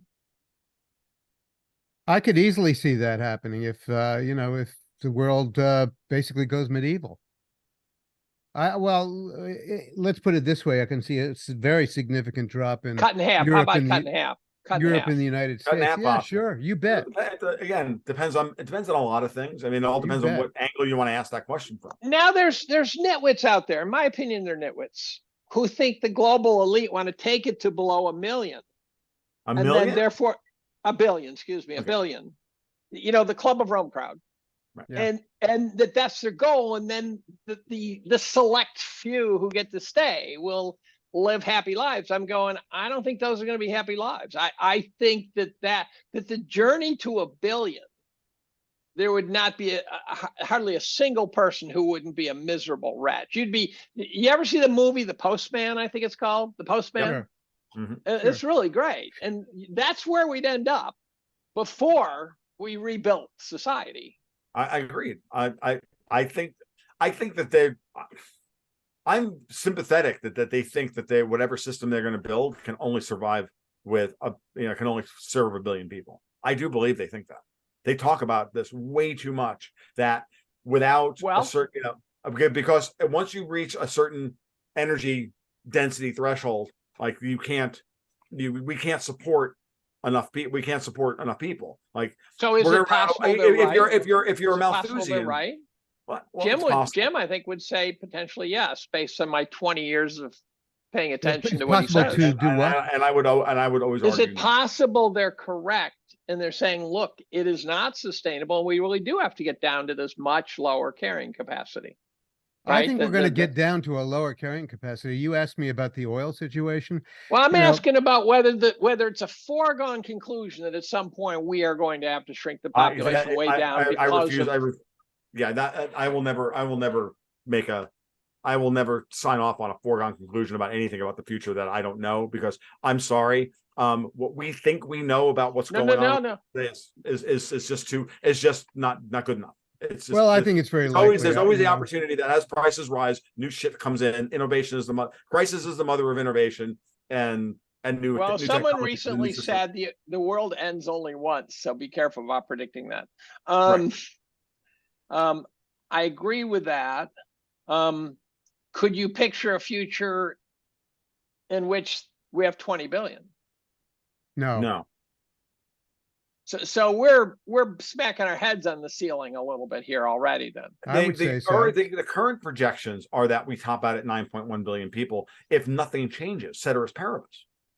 The current system will top out at 9.1 billion simply because as people move into the middle class, birth rates fall, and then the birth death model evens out. I'd say for another reason, which is that people keep having sex even under conditions of hardship, so that there'll be an overhang of population growth even after we very clearly head down kind of a Seneca cliff. Yeah, but at the same time, when people are under stress, their fertility drops. So, big die-offs occur in parts of the world that, admittedly, white guys don't worry about. Are we going to have some point in the future where it's going to come home? Are we going? The Russians during World War II, the Russians certainly lost lots of people. The photos of people walking down the street with bodies in the street, just from dying of starvation. Are we going to? Do you think we're going to have that come to Jesus thing in the future? That kind of thing where? Well, one of the things that it depends on is how the whole vaccine episode works out, because we have plenty of reason to believe that, look, 75% of the American population got more than one vaccine shot. And, we know now that there's a tremendous amount of subclinical myocarditis in the population. Yes, and that presents, within the first 5 years. And, I think there's a likelihood that we're going to see considerable loss of population just because of that. Add on top of that, economic hardship that we're liable to face because of a lot of things, including including our fossil fuel predicament in the USA. And I think that the population will go down considerably. Probably within the next 10 years. Yeah, I think I can well imagine that we'd be under 200 million.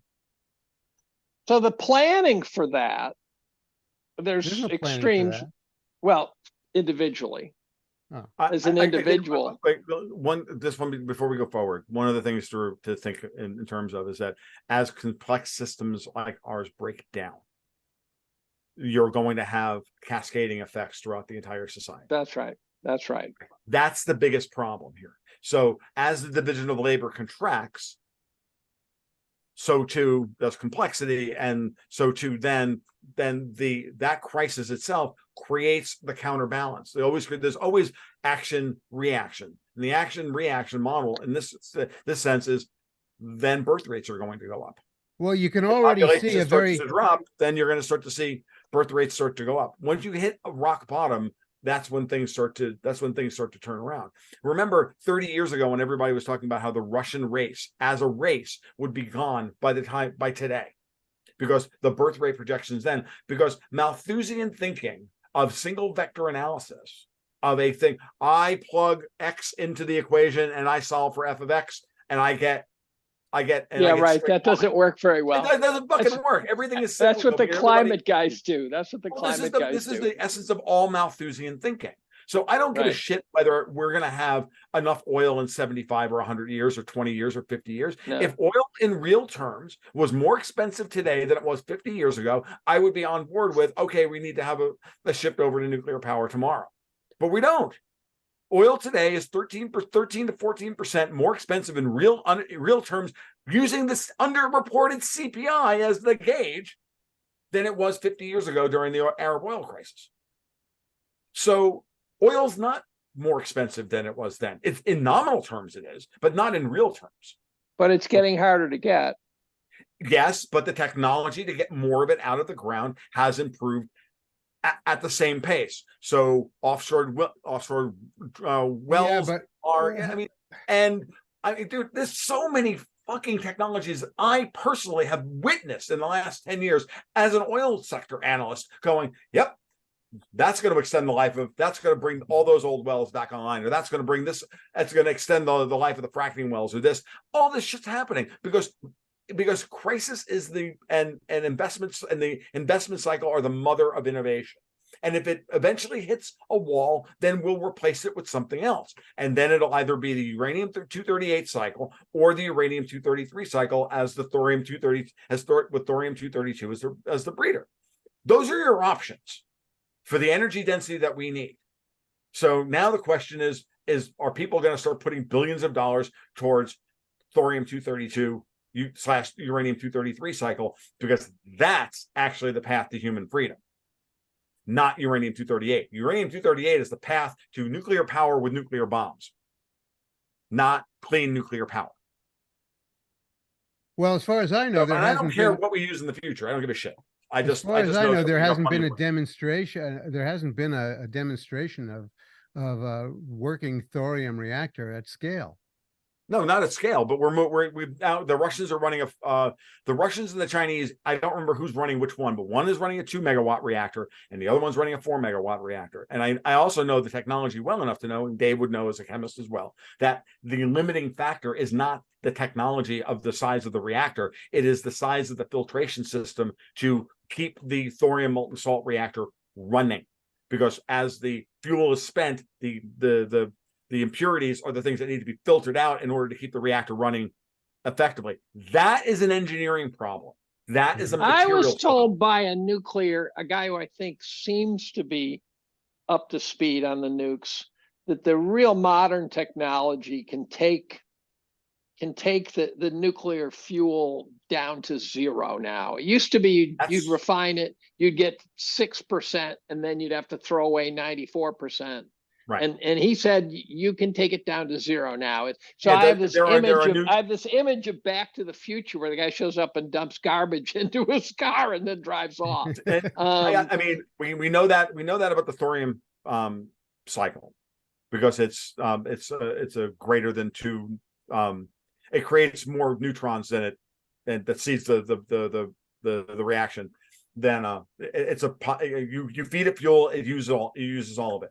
I'm not really up to the speed on modern on better uranium-238 reactor designs, but I know that they're better than the Gen 1 light water reactors that we keep selling around the world. Mm-hmm. I know that Rosatom isn't selling very many of those, and I know that that Rosatom's book of business is fucking enormous. So I was one of the guys who bought RSX. Not in quantity. Right. I owned a very small number of shares for about 5 years. Mm-hmm. But I was one of the ones who said, look, I'm going to try to catch this as a dead cat. And I was about 2 days from the shutdown. It was in my portfolio on both my newsletters. That's right. I didn't play it big. My disappointment will be that they'll start trading it again, but the big guys will be able to grab it all up before it's actually available to us little guys. Yeah, the bigger question is whether or not you even still have custodial ownership of the shares, because I know. Custodial ownership you know, it's a really was stupid transferred part offshore. Terrible. We took all these resources that the Western investors owned, we gave them back to Russia. Right? You said, okay, we're going to fuck those Russians by shutting down trading. So all you guys in the United States, we can track billions of dollars of capital inside Russia. Oh yeah, that's like in Blazing Saddles, you know. No one ever underestimated the stupidity of neocons and their bloodthirst for killing Russians. Oh, you mean like Lindsey Graham, one of those? Yes, and everybody else.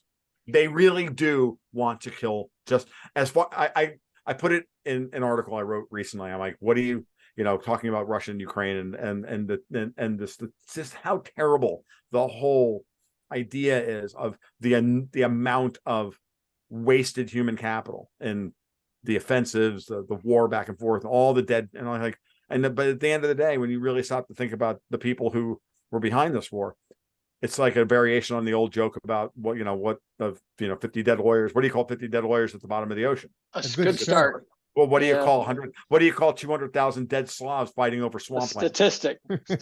A good start. No, worse than that. A good start. Well, that's it's not, that famous Madeleine Albright quote is just so staggering.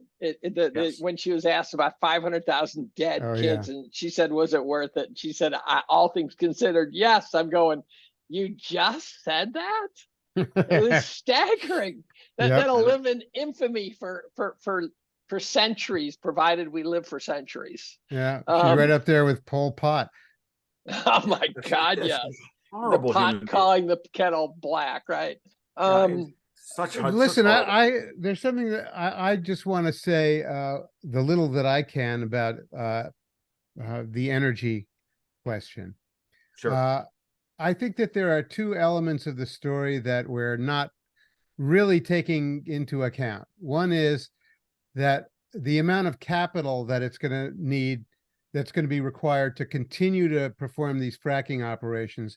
I think the capital is not going to be available. I think that one of the features of the coming financial train wreck is going to be that an awful lot of capital that we were depending on for exactly this kind of contingency is not going to be there. So that's one thing. The second thing let me add to that before you go to the next thing.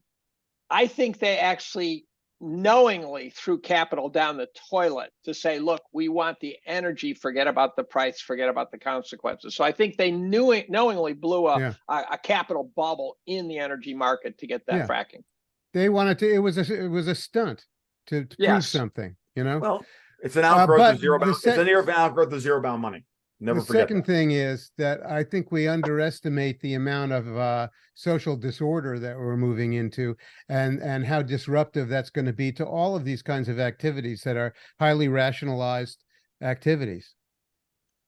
Total loss in faith of institutions. Yeah, that's a good start for what I'm talking about. And that's why this is now all of a sudden became a gold podcast. One other thing I want to say. Apropos of what Tom said about the cascading problems of systems, we're already beginning to see something really interesting, which is just at the local level, tremendous loss of competence in just about everything that we need to conduct, daily American life. Healthcare. We can't find plumbers. We can't find electricians. The healthcare system is absolutely unraveling, and for the strangest reasons too. I mean, it's not simply the racketeering and the insurance dynamic with the organized medicine, but for the strangest reason, the doctors have lost their fucking minds. They're still out there retailing a vaccine that's killing people. I know. And that is destroying people's faith in organized medicine or corporatized medicine, however we're going to define it. So there's tremendous bleed out of competence right now that's going on, and you can imagine how much worse it's going to. I mean, right now our economy is not that damaged. It's pretty damaged, but not that damaged. It's not crumbling. But imagine what happens, after some serious train wreck happens. Those are the points. There's no doubt, Jim, that we're on the verge of a massive credit crisis. I've never sat here and said, yeah, Powell's going to raise rates to 6% and not going to cause any pain. Mm-hmm. Okay. I was listening to you wouldn't have believed he could get to 6. 6 didn't look achievable. I threw it out there originally just to shock people and to get them thinking. And then no, I think you can get there. Okay. So now I think you can get to 7. Ooh. Okay. But I'm rooting for it. So am I. I want the train wreck over. Rip the bandage off. I want it over. It's not just that, but it's also there's many ways of looking at this. What does raising the cost of capital do quickly? One, it brings out leverage. 2, it biases capital towards those things that we need the most. So capital is only put towards the things that we need the most. Well, that means rebuilding the things that have been destroyed. It also means that all the dumb ideas that have been subsidized by cheap money, training bathrooms and all of this stuff, all that goes away as well. It means that professional sports are going to become. That's why I would, if I were Disney, I'd be selling ESPN. I would have sold ESPN 2 years ago. Okay, I would sell their back catalog to Apple right now, and I would sell Marvel in a heartbeat. Like, I'm dead serious. Like, and Martin Armstrong warned us about all this shit ages ago, saying this is coming. We're going to start to seeing interest rates rise around the globe, and when that happens, all these over invested systems, where we've pushed capital into the wrong aspects of our society. This is a very Austrian argument, actually. I was about to say, it's very Austrian. It's pure Austrian. And this is all going to come right back into the productive portion of the economy. And this is where you're going to find out, no, Jim, I disagree with you. We're going to put a fuckload of money into the oil markets. Okay, because we're going to need the oil, because we don't have any other replacement technology. But we're also, when I was listening to Neil Howe, he was on Wealthy On. I don't know if you guys saw that interview recently. Okay, so what was the most important part of everything that Neil said? Was when he asked the question. He's like, I ask this people about all this question to people all the time. When's the best time to reform the system? And everybody reflexively will say, when we have the money to reform the system. Yeah, we never do though. But we never do. It has to be the crisis. So we have to have the crisis. We have to have the recession. And I really fundamentally believe at this point that when the next recession hits that everybody is scared of, that's when we're going to find out just what the fuck we're made out of. And if we're not made out of that, we're going to collapse. It can't just be the next recession, though. See, it's going to be bad. It's going to be really bad. It's going to be really bad. Because what the easy money policy has done, it has created 4 decades of V bounces. Yes. And the problem is, we need the recession that will bring about this catharsis will be one where the V bounce never shows up. Nope. It's going to be down. And so then what will happen is the boomers will discover that they're worth half or more or less of what they thought they're worth. So now instead of being retiring, they're going to be getting food stamps, and then it's just not coming back. Yep. And the last time that sort of shit happened, we had a quarter the debt to GDP ratio that we have now. Yeah. And so what that means is that we're going to have to. This is what I've been arguing for make a while. Choices. Make choices. One big choices, and the choice is going to be cut the government by 25 to 30%. That's one. Everybody forget the idea that you're going to have a managed healthcare plan. Your managed healthcare plan is that family you don't talk to. But it also implies that those people are not going to be getting the food stamps. Right. Or that the Department of Defense is no longer going to get $900 billion officially, and another couple $100 billion unofficially through other agencies that are actually wholly owned subsidiaries thereof. But I think we're like the so Department of deeply Energy. I think we're so deeply in debt that you could zero the government out. No, And because I do think you can. I do think, remember, so much of our look. I've run this idea out there multiple times. Gold is going to become part of the new monetary system. The BRICS are going to force it on us, or we're going to do it. When Trump, I've talked about this before, guys. When Trump was trying to get Judy Shelton onto the Federal Reserve Board. yes. Remember that?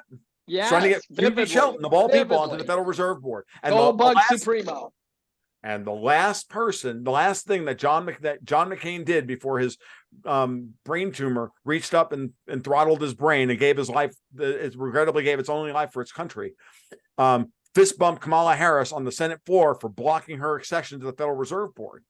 Because when Mnuchin and Trump were talking about 50 and 100-year bonds, they were leaving out the linchpin with a 5% gold redemption clause. You throw gold out onto the yield curve, you can write a 50-year bond with 5% gold redemption and a 2% coupon payable in dollars, regardless of what interest rates are.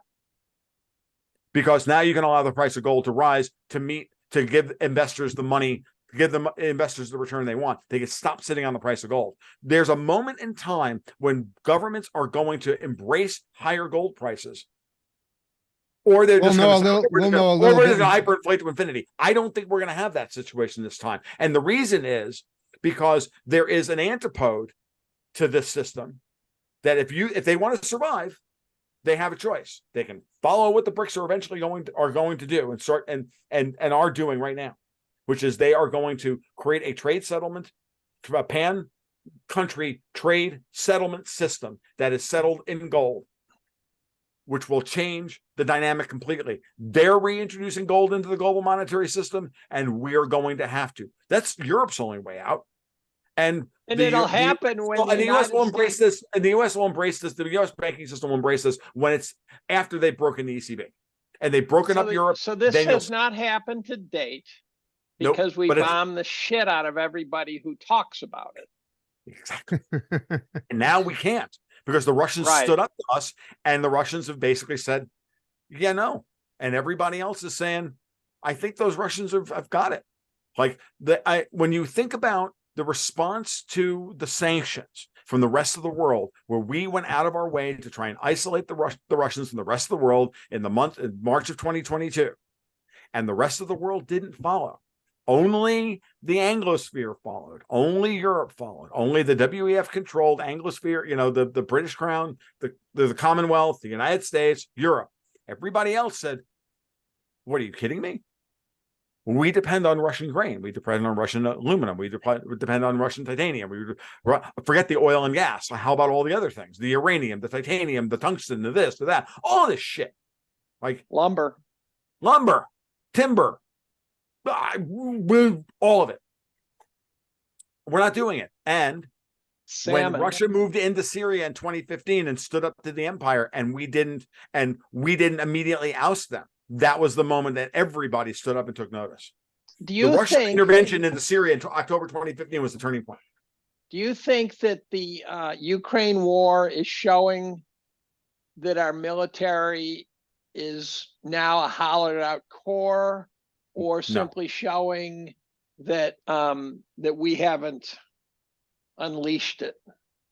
I think it's a mixture of both, Dave. I think we don't have the capacity to run an industrial war against the Russians because we don't have the capacity at the industrial level to fight that war. I do believe that I still believe that our weapon systems and our combined operations are probably if not, are still superior to the Russians. The Russians have not proven they can do combined arms ops in any way. Right, but being superior is not the story, because you have to include as one of the parameters the pussy factor. And what we don't have is we get bent out of shape when 5 guys get killed. I know. Yeah, no, and the Russians do not get bent out of shape when 5 guys get killed. No, they don't. So Russia can win by simply blackening a few eyes. I've been saying from the beginning, Putin has always understood the parameters of how to fight a war of attrition along multiple vectors. And you do parallel aggression when you blow. Okay, Britain, Ukraine, you blow up the Kerch Strait Bridge again. It's like Swamp Castle from Monty Python and the Holy Grail. Like, we'll blow up the Kerch Strait Bridge, we'll build it again. Right? It's like Swamp Castle, that routine. Okay, you'll send some drones into Moscow. Okay, you'll blow up you'll blow up the stealth bomber factory, but those or whatever. Drones in Moscow. Okay, none of that stuff matters. You know what we're gonna do? We're gonna send Wagner to you. We're gonna send Wagner to you. We're gonna send Wagner to Niger and back the coup and take away all France's freaking commodity collateral. Like, that's the biggest fuck you of all time. That's what I would do. You mentioned at one point the Italians and the French were about to go at it. What's the status on that, by the way? Yeah, by the way, the people in the streets in Niger were waving Russian flags. Yeah, they were. Remember, all of this blew up a week after all the African leaders were in St. Petersburg meeting with Putin. Like this, they went to Putin. I need to interject here. Sure. Bottoms up.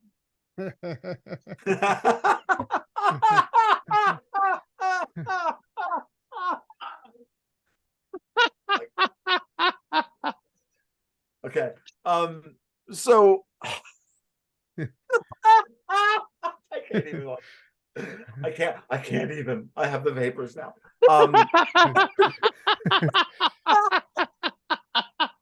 There's probably people watching this going, I have no idea what they're talking about. What are they talking about?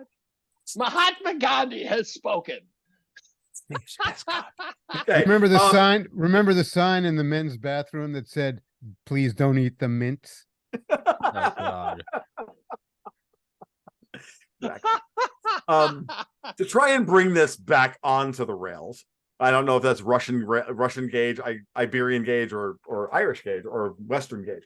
I've played enough board games to know that there were different gauges. I think that you asked about Italy and France. Well, I can tell you that who ripped the seventh seal off of European economic policy? Giorgia Meloni, when she came out and she talked about the CFA franc, right? Mm-hmm. So does the by the way, I have a crush on Meloni. Yeah, I think she's playing. I think she's in a very difficult very difficult place. I've been arguing for a while now that her job is to survive.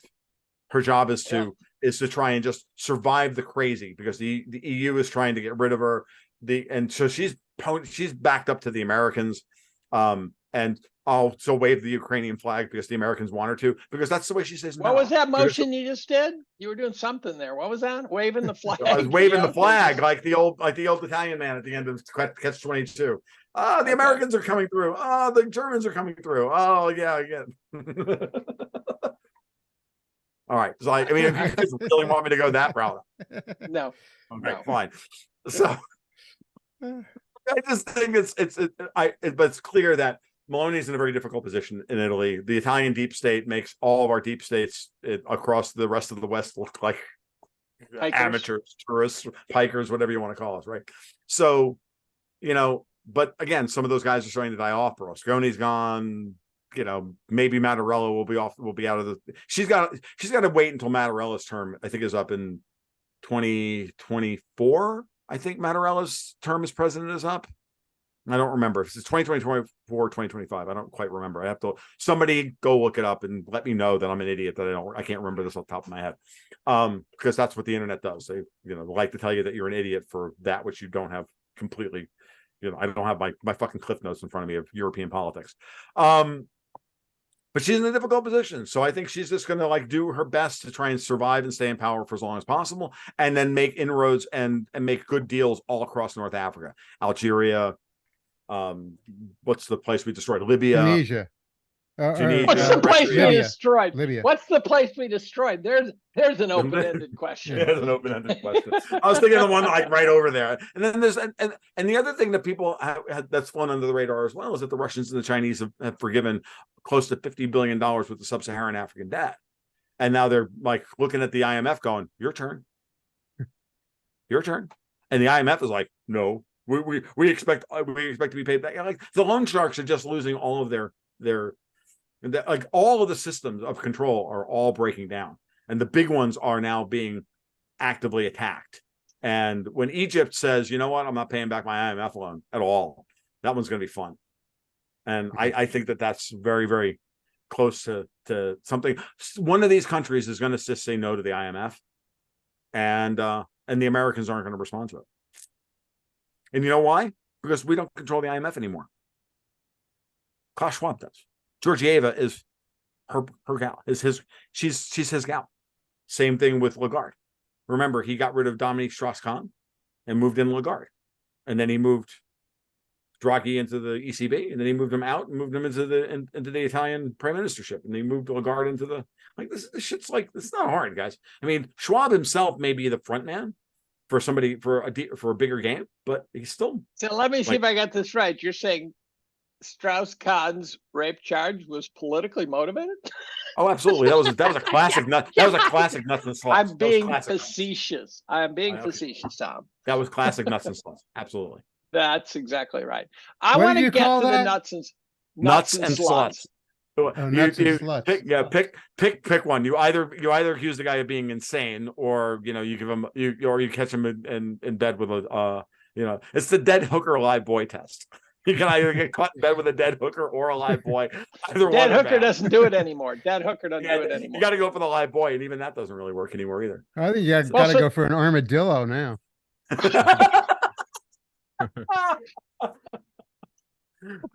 Not that I've tried. But hey, no armadillos from Florida. No one wants leprosy. I know you get leprosy. It's terrible. Is that right? Yeah, that's where the leprosy outbreak across Florida from armadillos. Yeah, you gotta be very. Don't that's touch the reservoir. Yeah, I got to figure leprosy is the worst of your concerns if you're smacking it away on an armadillo. I've read Thomas Covenant, dude. I do not want to be a leper. No. This gets to a topic that I've been working on for several years, but I accelerated it this year, and I'm likely to go down the rabbit hole.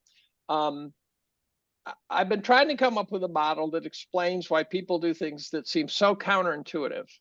Right. So anathema to, first of all, the United States. Now, you say, oh, they're a sociopath, but there's people who do things you say, you've lost all sense of what we stand for, the pillars of our system, and you're throwing us on the bus. Why are you doing that? And then you see guys do stuff where you go, you're not even doing something in your own best interest. What's that all about? Right. So there's and the guiding force that I've been sort of exploring pretty intensively, and it's very depressing, is the role of sex blackmail and pedophilia. So the reason this year it's picked up, of course, is because that movie, The Sound of Freedom. Right. But I was working on it before that. I picked up on it when I was reading about the Wayfair scandal, stuff like that. But I'm beginning to believe, having read a lot this year, that it really is that the trafficking problem is both huge. They're not selling children to guys in trailer parks. They're selling them to rich and powerful people. And what you'll notice is occasionally they'll bring back a kid. Occasionally they'll catch a trafficker. They absolutely will never catch someone who actually was the recipient of the child. And there's whole organizations like the National, Center for Abused and Missing Children, the International Center for Abused and Missing. They're huge organizations. And then when you dig into them, they start looking like the Clinton Foundation. They start looking like just graft and corruption themselves. And you start seeing names of people who are perverts on the boards and things like that. And I read the book, The Franklin Scandal. Forget the documentary. It's too cheesy. The book is great. The book is insane. Now, here's where it really gets interesting. Whitney Webb brings up the Franklin Scandal a lot in her book. Part 2? But part 2. You should just read part 2 if you want to do it. Yeah, okay. And even that is tough going. But it's a slog, yeah. Yeah, it's a real brawl. But Whitney comes at it from here are all the bad guys, and then she occasionally connects them with the Franklin scandal. So the Franklin scandal said, here's all the pedophiles, and here's all the abused crackheads who are crackheads because some guy jammed it up their ass for their first 10 years of their life. The two tell a compelling story of pedophilia playing seriously geopolitical roles. Pizzagate, I am now a believer in Pizzagate. I don't know what parts are wrong. I don't know what parts are right, but I am absolutely a believer that Pizzagate has fundamentally sound foundations in the theory. I've read, massive documents on the Pizzagate with all the emails and document and analyzing and stuff like that.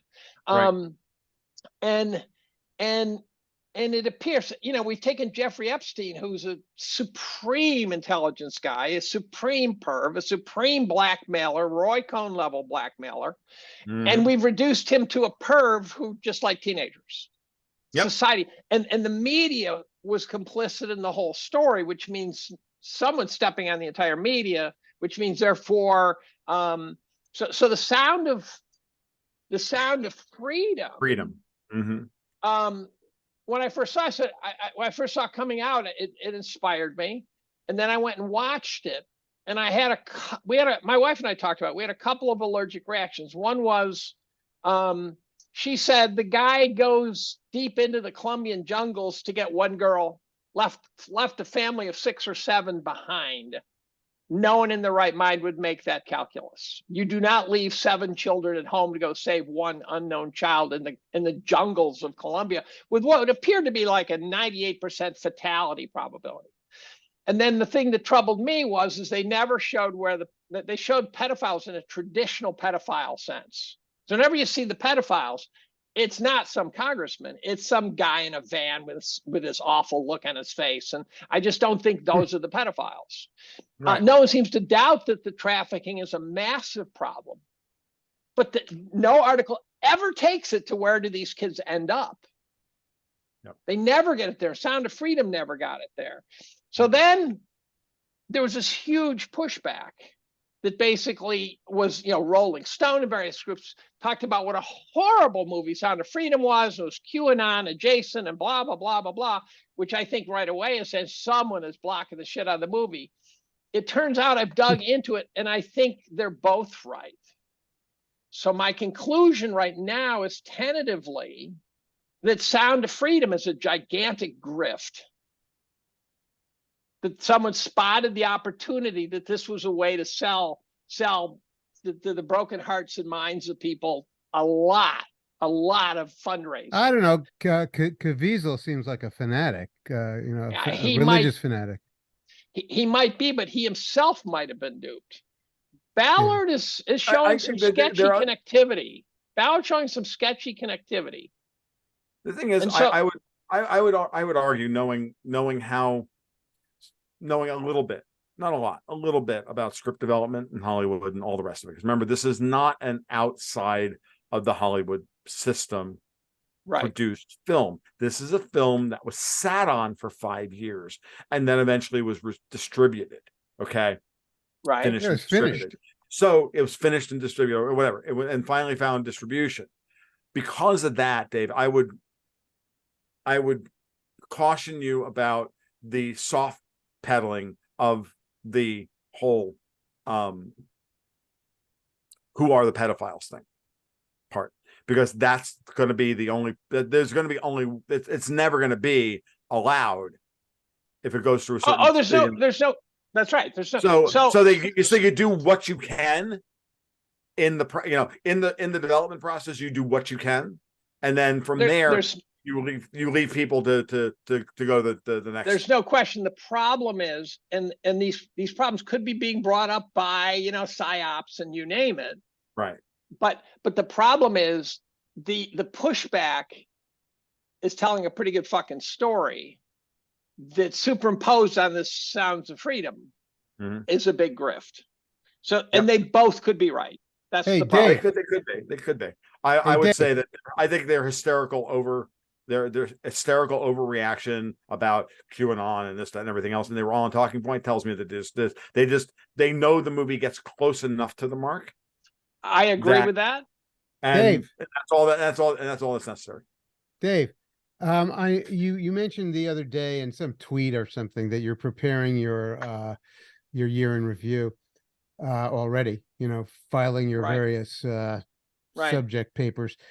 Do you think that we're going to see some kind of interesting resolution of this pedophile stuff before too long? No, It's not I think moving. that I Not think moving no, the toward resolution. pedophile. I think the pedophiles are running the globe. Uh-huh. Yeah. I think you don't have to corrupt that. I have several working hypotheses. One, for example, I have this idea that you fictionalize reality. So you take something that's real, MK Ultra. You then make a movie about it that looks just like MK Ultra, which then allows people to say, "Oh yeah, that's just the Bourne Identity," right? So they dismiss it, right? And you do that routinely. So Sound of Freedom, in some sense, could be the fictionalizing of reality. Of course. And then the other thing is, I don't think you corrupt people in power. I think you corrupt people and then give them power, and that's the classic Epstein play, right? Yep. That's the classic Epstein play. You find you find people who are corruptible, and then you just that's right. That's right. Give them what they want. And then you look into things like spirit cooking. There's no question that spirit cooking is real. The question is whether they're actually eating people. Right. They're pretending to eat people. You got to be a sick motherfucker to pretend to eat people. I don't care whether they're real. But it is absolutely or an real. Aztec. Right. Well, that's right. But there is definitely this spirit cooking satanic crap out there where people go through the motions. You ever seen Alex Jones's outing of the Bohemian Grove guys? Yep. He nailed it. I mean, he did. I remember that. I remember him confronting David Gergen and all that stuff. It was hilarious. God. I watched that stuff when it came out. Are you kidding? Like that was I was there with Alex when he was doing that shit. I was like, and how hooked into the WEF with the pedophile networks? I haven't made that connection yet. So my goal is never, I watched the guys who do this really well, and I could never keep up with them. So my goal is to just produce a narrative. Like my Ukraine narrative last year, I'm fiercely proud of.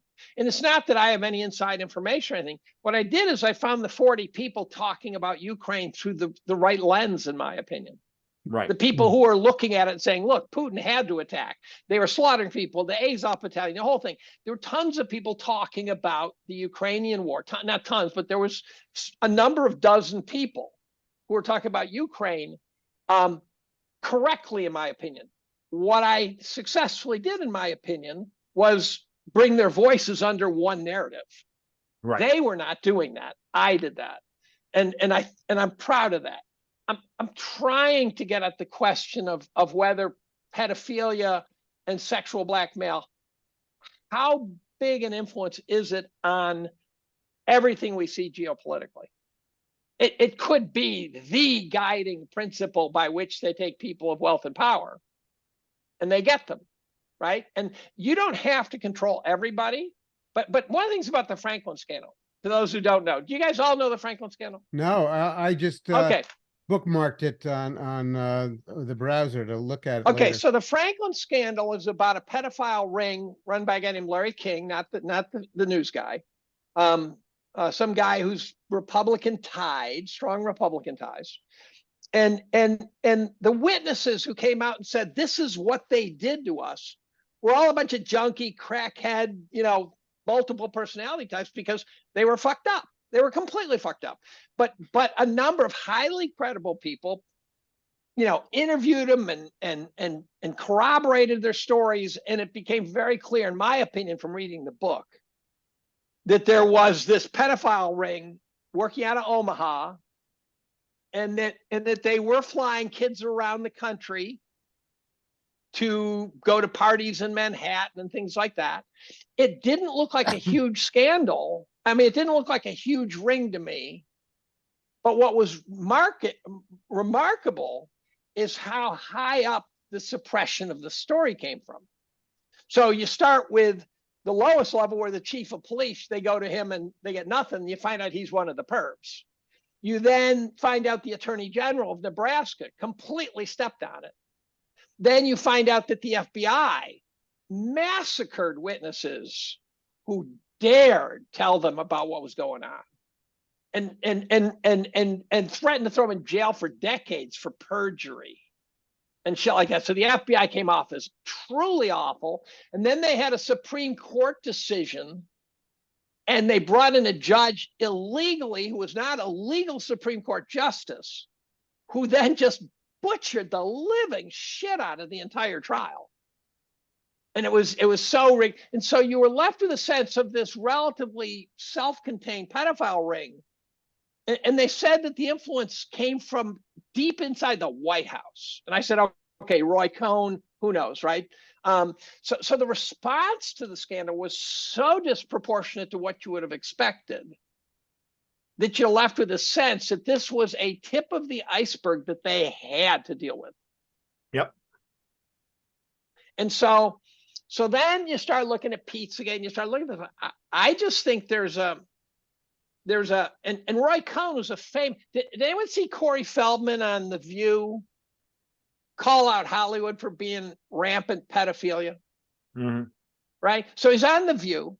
He says there's a rampant pedophilia problem. So did Elijah Wood. By the way, he recanted. Boy, you read the Franklin Scandal book and you go, I know how they got him to recant. They step on people like there is no tomorrow to make sure they don't follow through with that story. So Barbara Walters hears Corey Feldman on The View. She was on The View at that point. And he says there's a rampant pedophilia problem. And the logical thing, if it's an uncomfortable topic, and say, oh boy, that's a problem. Let's go to commercial. And then say, Corey, what the fuck are you doing? And he's been asked why I won't name names. He said Corey Haim, his buddy, got raped relentlessly, committed suicide. He said Elijah Wood. He said himself. He said he won't name names. And people criticize him. And he says, I have to sell the story. If I name names, it's gone. It's gone. The only way I'm going to sell this story is to keep those names to myself until it's time.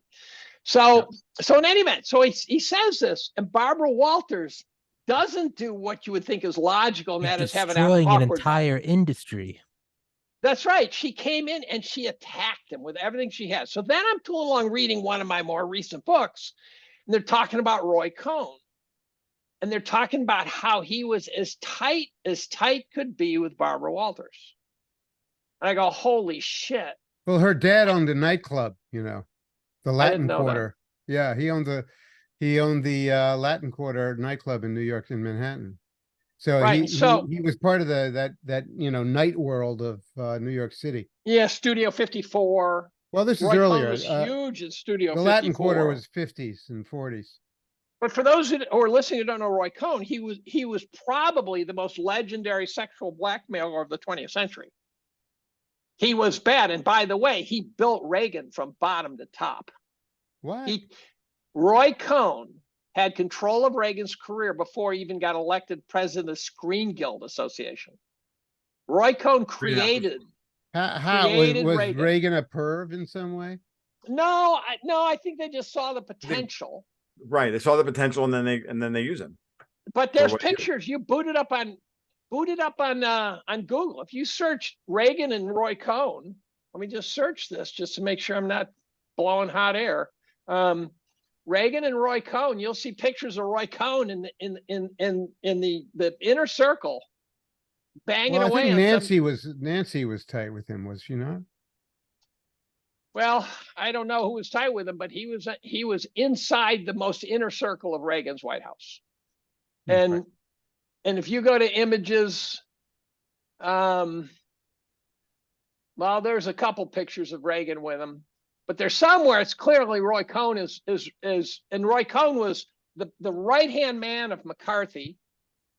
And so Roy Cohn is the undisputable bad man. There he is with fucking the more recent douchebag. I can't remember his name. The guy got sent to jail. He was the baddest of the bad. And he trained Epstein. The claim is he was Trump's mentor. Mm-hmm. I've heard now, that. I was on a podcast and I said, now, was he photographed with Trump, and did they cross paths? Because powerful people cross paths all the time. In New York, especially. Yes. The claim is, no, it was really much worse than that. So With I Trump? haven't yet gotten with Trump. I haven't yet gotten the documentation on that. Right. But Roy Cohn is about as evil could be. He was sociopathically evil. And so the bottom line is I think this has been going on for decades, millennia, probably, right? I could use some help if anyone spots something, but I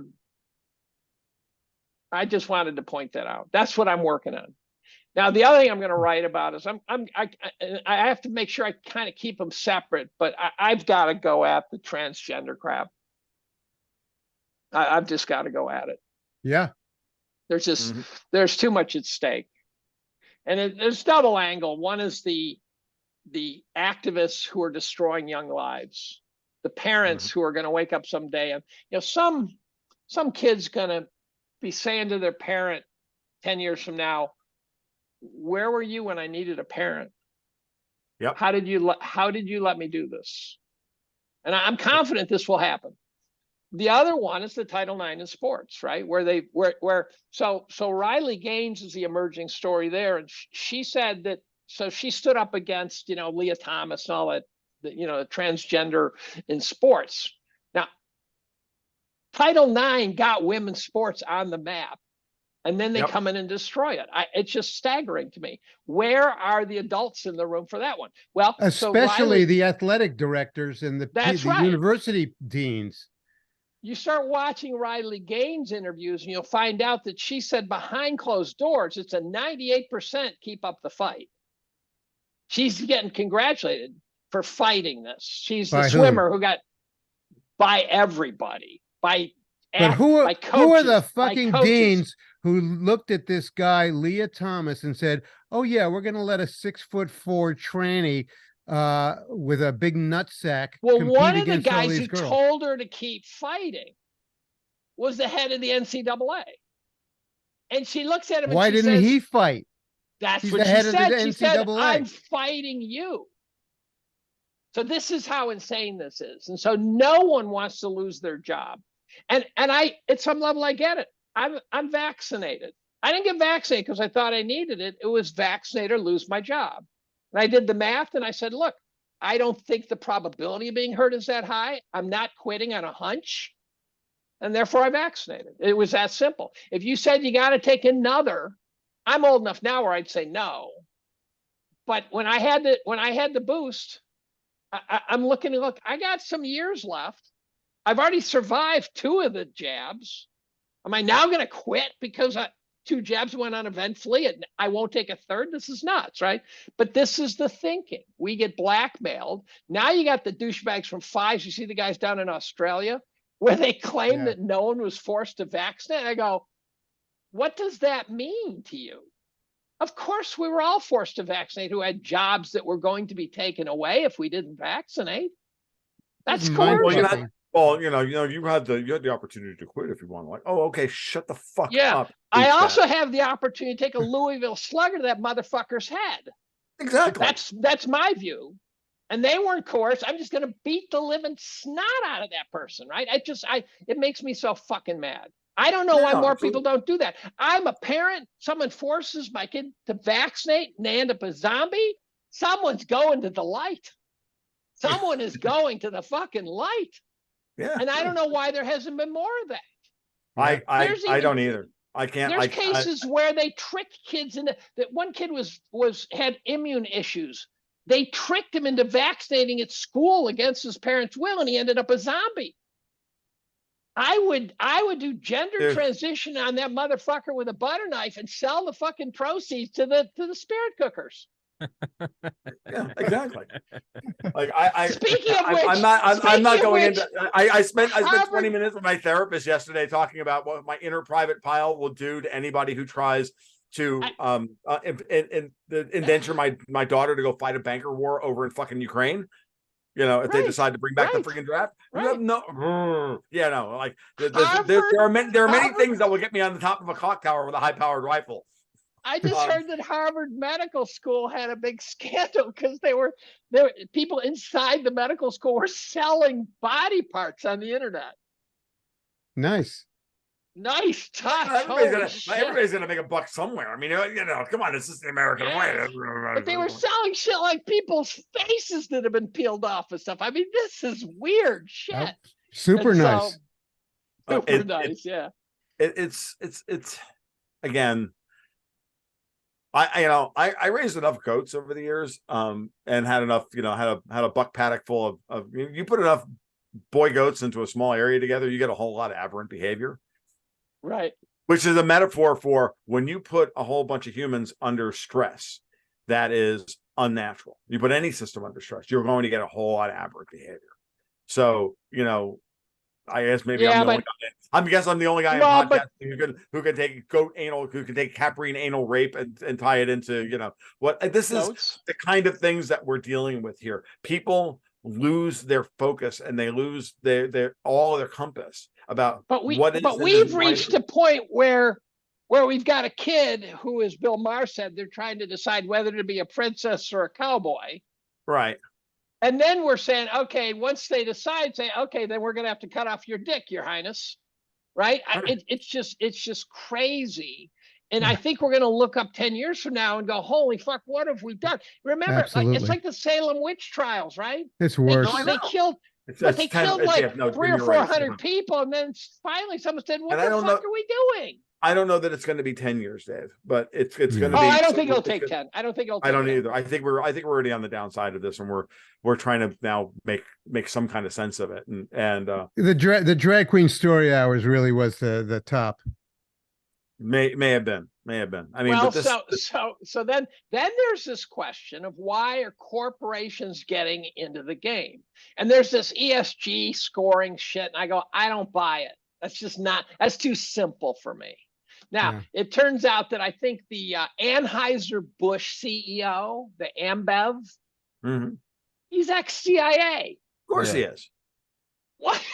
But so you got a guy who's running the company that stepped into the shitter who's ex-CIA. From the moment these things started, I've been 6 years ago, I was screaming that Warner Brothers was running vandalism 7 years ago. We're running vandalism campaigns against their own projects to destroy them because they didn't like what those projects said. And we're talking. The question is why. The question is why. Well, because they said the wrong things. They weren't telling you that communism was good and great. They weren't telling you that. They were telling you, no, you need heroes. Your heroes are flawed and they can be redeemed and all this stuff. We're talking. Anybody who was telling a story that wasn't that was even remotely constructive of society was put on was systematically destroyed. Hollywood destroyed the Snyderverse, and they've tried to destroy Star Wars. By the way, excuse me, Spielberg comes out looking real bad. Whitney's fuck yeah, he does. I can barely watch the Spielberg movie. So the alternative theory is that CEO has been filmed getting a blowjob from a 5-year-old. They own him. Or he was put in charge to vandalize and destroy the company. I know. But it's so but again, it's do you need leverage if he's a true believer? You don't need the leverage if he's a true believer. If he's not a true believer, you need to put leverage against him. That's right. And the other thing you need is you don't need everyone to be corrupted. You just need enough people to be corrupted where the corrupted ones can wreak havoc on the uncorrupted ones. And never forget this one as well. Especially what's going on in Hollywood right now, going back to the whole zero bound argument thing. And when capital is expensive, we're going to figure out what is and isn't important. I can tell you that when I watch, I don't watch a lot of popular entertainment. I watch my corner of it, and it happens to be, Star Wars and shit like that. I can tell you when I see a project that should have been good and then wasn't. And then I see, let's take Indiana Jones and the Dial of Destiny. Perfect example. They spent 250. It was a good movie. It was fine. It was perfectly fine. You look at that movie and you say to yourself, they spent $250 million on the movie and then they didn't support it. Disney had no marketing budget for it. most people didn't even know it was coming out. I mean, we even within geek culture, and I'm like steeped in geek culture, guys. Like 90% of my YouTube feed is geek culture stuff because that's what I use YouTube for. I don't use it for work. Okay. I let my patrons tell me what I should watch on YouTube. Like, and I can tell you that I barely recognized that it was coming out. I was more excited for Mission Impossible 7 anyway. But the point being is that they can't get the financing for these projects anymore. They can't get the marketing budgets for them if they don't do they don't do and say the right thing. When James Mangold turns in an Indiana Jones story that should have been it should have been feminist and woke and wasn't, funding for the fucking the marketing funding goes away. Why is Disney under the kind of pressure it's under right now? It's not just because they're making terrible decisions about, you know, I got a meme on my Twitter feed. It's a picture of a black goat and the title is Bambi, right? So, okay. It's hilarious. I'll tweet it out to you, the guys later on. It's hilarious, right? Because it's a black goat. It's great. But some of those decisions are being made they're being driven at the corporate level, and then if they don't do what they're supposed to do, then they don't get the funding to make the next project. So these things are hideously expensive to make. This is why, and I mean, I can go like 100 miles down the road as to why I think they're like literally going after all the projects, all the things that Lucas built to build Lucasfilm, because Lucas was the original outsider trying to break Hollywood and trying to break the CIA's control over Hollywood. Or did anybody not watch THX 1138 and American Graffiti? Like, and did anybody not listen to George Lucas talk when he was 28 years old? Oh, the other guy is interesting to listen to is Aaron Russo. You watch the Aaron Russo videos? Yeah. Oh, yeah. I met Russo. Oh, I met Russo at a libertarian party because I put on the Florida convention in Gainesville in 2004, and Russo was there. We hung out. Yeah, I hung out with him all evening. So he's a Hollywood producer. He's dead now. Yeah, he's dead. Who was best buddies with David Rockefeller, and he did a bunch of interviews where he talked about what Rockefeller said. Yeah, and it's sort of staggering New World Order shit. Oh yeah, you can find used to be able to find these. Well, at least the Coen brothers are out there. They seem to operate independently of Hollywood largely. For the most part, they do, and they just get Hollywood to. So here's my question. Here's another. They also make movies that only cost $5 or $10 million to make, and they do it on purpose. Yeah. There's this massive corruption where there's this completely blurry line between intelligence, corporate America or corporate world, twisted satanic shit. It looks to me like it's mostly left wing. I'm not seeing the profound levels of scandal on the right that I see on the left. Is that a bias? I don't think so. I think you're perceiving with the true point of emanation. So it's a left. I think it's a pure. I think, Dave. I think the way I've always described it is I think it's a purity spiral of born of ideological possession and if you support the version of reality, then it's a left brain possession. And it's that once you start down the path of the purity spiral, you don't get out of it. Define a purity spiral. Things have to be so like. You ever meet a libertarian that won't talk to you unless you admit that all taxation is theft and the state doesn't? You get to that where you get rigid. You get rigid, and you keep taking if this then this, and if this then that, and if this then that, and if this then that. And so once you start down that path of going, okay, well, we have to defend all minority positions, then you get like all the way down to you end up in a paradox. You end up with then you end up with individualism, where we have to now have a different name for every different person on the planet to categorize them in, because everybody's an oppressed group. Everybody is now an oppressed group, and so ultimately, That's Let me tell you a funny from the story. left, because of the politics of oppression and envy that emanate from Marxism. Right. It's easy to fall down that path. So keep an eye. The right does the same thing the libertarian right does it from the same as an ab reaction to the Marxist left. They're just the as listener should pay close attention to James Lindsay, who's doing a beautiful job of producing modern era Marxist analysis. I had two funny events. One is I was up in the Adirondacks. I was at a convenience store, and some guy, I'm chatting with him. He's got a lacrosse shirt or something. And he says, "You from around here?" And I said, "No." I said, "I'm from Ithaca. We have a cabin up here." And he says, "You Dave Collum?" And I go, "Fuck." I got to get off social media now. The second funny one is there's a show called the Tim D Show, which I don't know shit about, but it's got a big following. Mm-hmm. And they talk about Tucker getting knocked off the goddamn platform. And they said, "What does this mean?" And they all agree Fox is now CNN, right? And then the guy says, "Okay, with Tucker knocked out of there, what conservative voices do we need to hear to replace him?" And they go to this chick, I can't remember her name, and she says, "I'm going to go outside the box. I'm going to go with Cornell professor Dave Collum." I go, "Oh, you've got to fucking be kidding me," right? But then it got me thinking, and I started thinking about what's the answer to the question. And I started listing people who I thought needed to be heard more from, and it was guys like Kennedy, Greenwald, the Weinsteins, Jordan Peterson, blah blah blah, and it turns out they're all former liberals. Yep, they're all former liberals.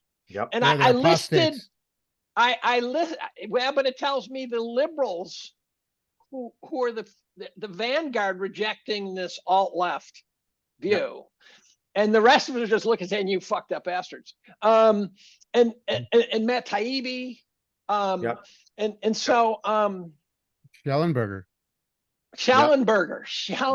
yes, those are the names. And I listed Victor Davis Hanson, who's got this great intellectual clarity. And then someone attacked him, and I said, "Give me a link." And it turns out there's this fucking article from 2004 in which he is just talking about how wonderful the Iraq War is. Oh yeah, he's going, "Oh my God." Oh yeah, my no, God. Victor Davis Hanson is, for me, has always been bubble. one of the biggest. I remember reading that article back then. I just started dismissing him as a huge neocon back then. I used to read Justin Raimondo at antiwar.com religiously. I did too. And he took Hanson to the woodshed ages ago. Yeah. But he reminds me a little bit of George Will, where buried in there's a problem, but there's a huge intellect. Yeah, no, there is. It's just in service of a very evil idea. Service of the wrong cause. Yeah. And that burst that bubble like crazy. That burst that bubble. George Will was always a Buckley. I like, oh really? So I didn't know Buckley was such a badass. CIA. Yeah, we all have to. I didn't know that until recently. I didn't know that. Jim's like, I've got to go. I must go. Okay. Jim, we've been on this more than 2.5 hours. Jim, just this thing. Oh, okay. I don't have to go like that. I gotta go do some things. Yeah, I've got a sick chicken. The chickens. Yeah. I had to shoot my rooster last Monday. He was savaging my hens.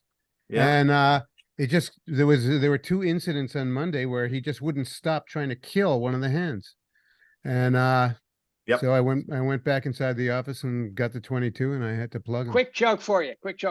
Then I'll let you go. Guy needs to replace his rooster. This is relevant to you. Uh-oh.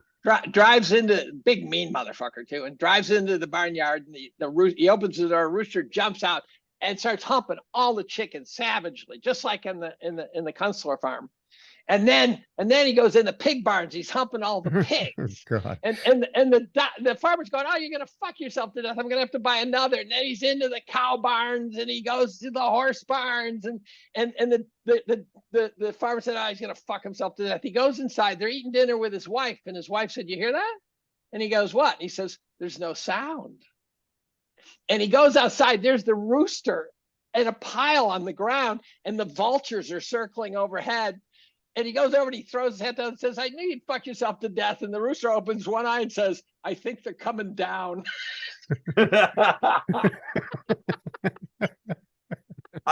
I'm really glad that one didn't end with something about the rooster and the farmer's wife. That's all I know. Right. That'd be too trite. Okay, we should wrap. I gotta call a guy back. I just got a call from one of oh, come on. Who's the guy who runs the big huckster? I don't know. Never mind. It's not relevant. Thank you, Tommy, for setting this up. You're looking a little glassy-eyed there, but No. I've just been watching. No, I've been meaning to comment on something Tom said in like the first 10 minutes. He thinks that they were trying to whack Obama, and I was just thinking that was an interesting theory. I hadn't heard that. There's Yeah. just I'm just throwing it out there. I don't know if there's a joke in there about like the hitman just being a racist that thinks all black people look the same. So he just And on that all note, right. anyone got a note, anyone got a time joke to end. about a And on Jew that or an bombshell. Italian? Yes. Yeah. All right, guys, go in the description. Please go follow them on Twitter. You can send letters of condonement to Dave and aid in his rapid mental decline that I think we've all witnessed here today, and maybe Dave will be alive for the next show. I'm plumbing the bottom right now. It's uphill from here. Yeah. All right, guys. Guys, thank you. It's been great to talk to you as always. You guys be well. Tommy, Guys, thank you Good so to much see for y'all. watching. Guys, take care. Thank you so much for watching.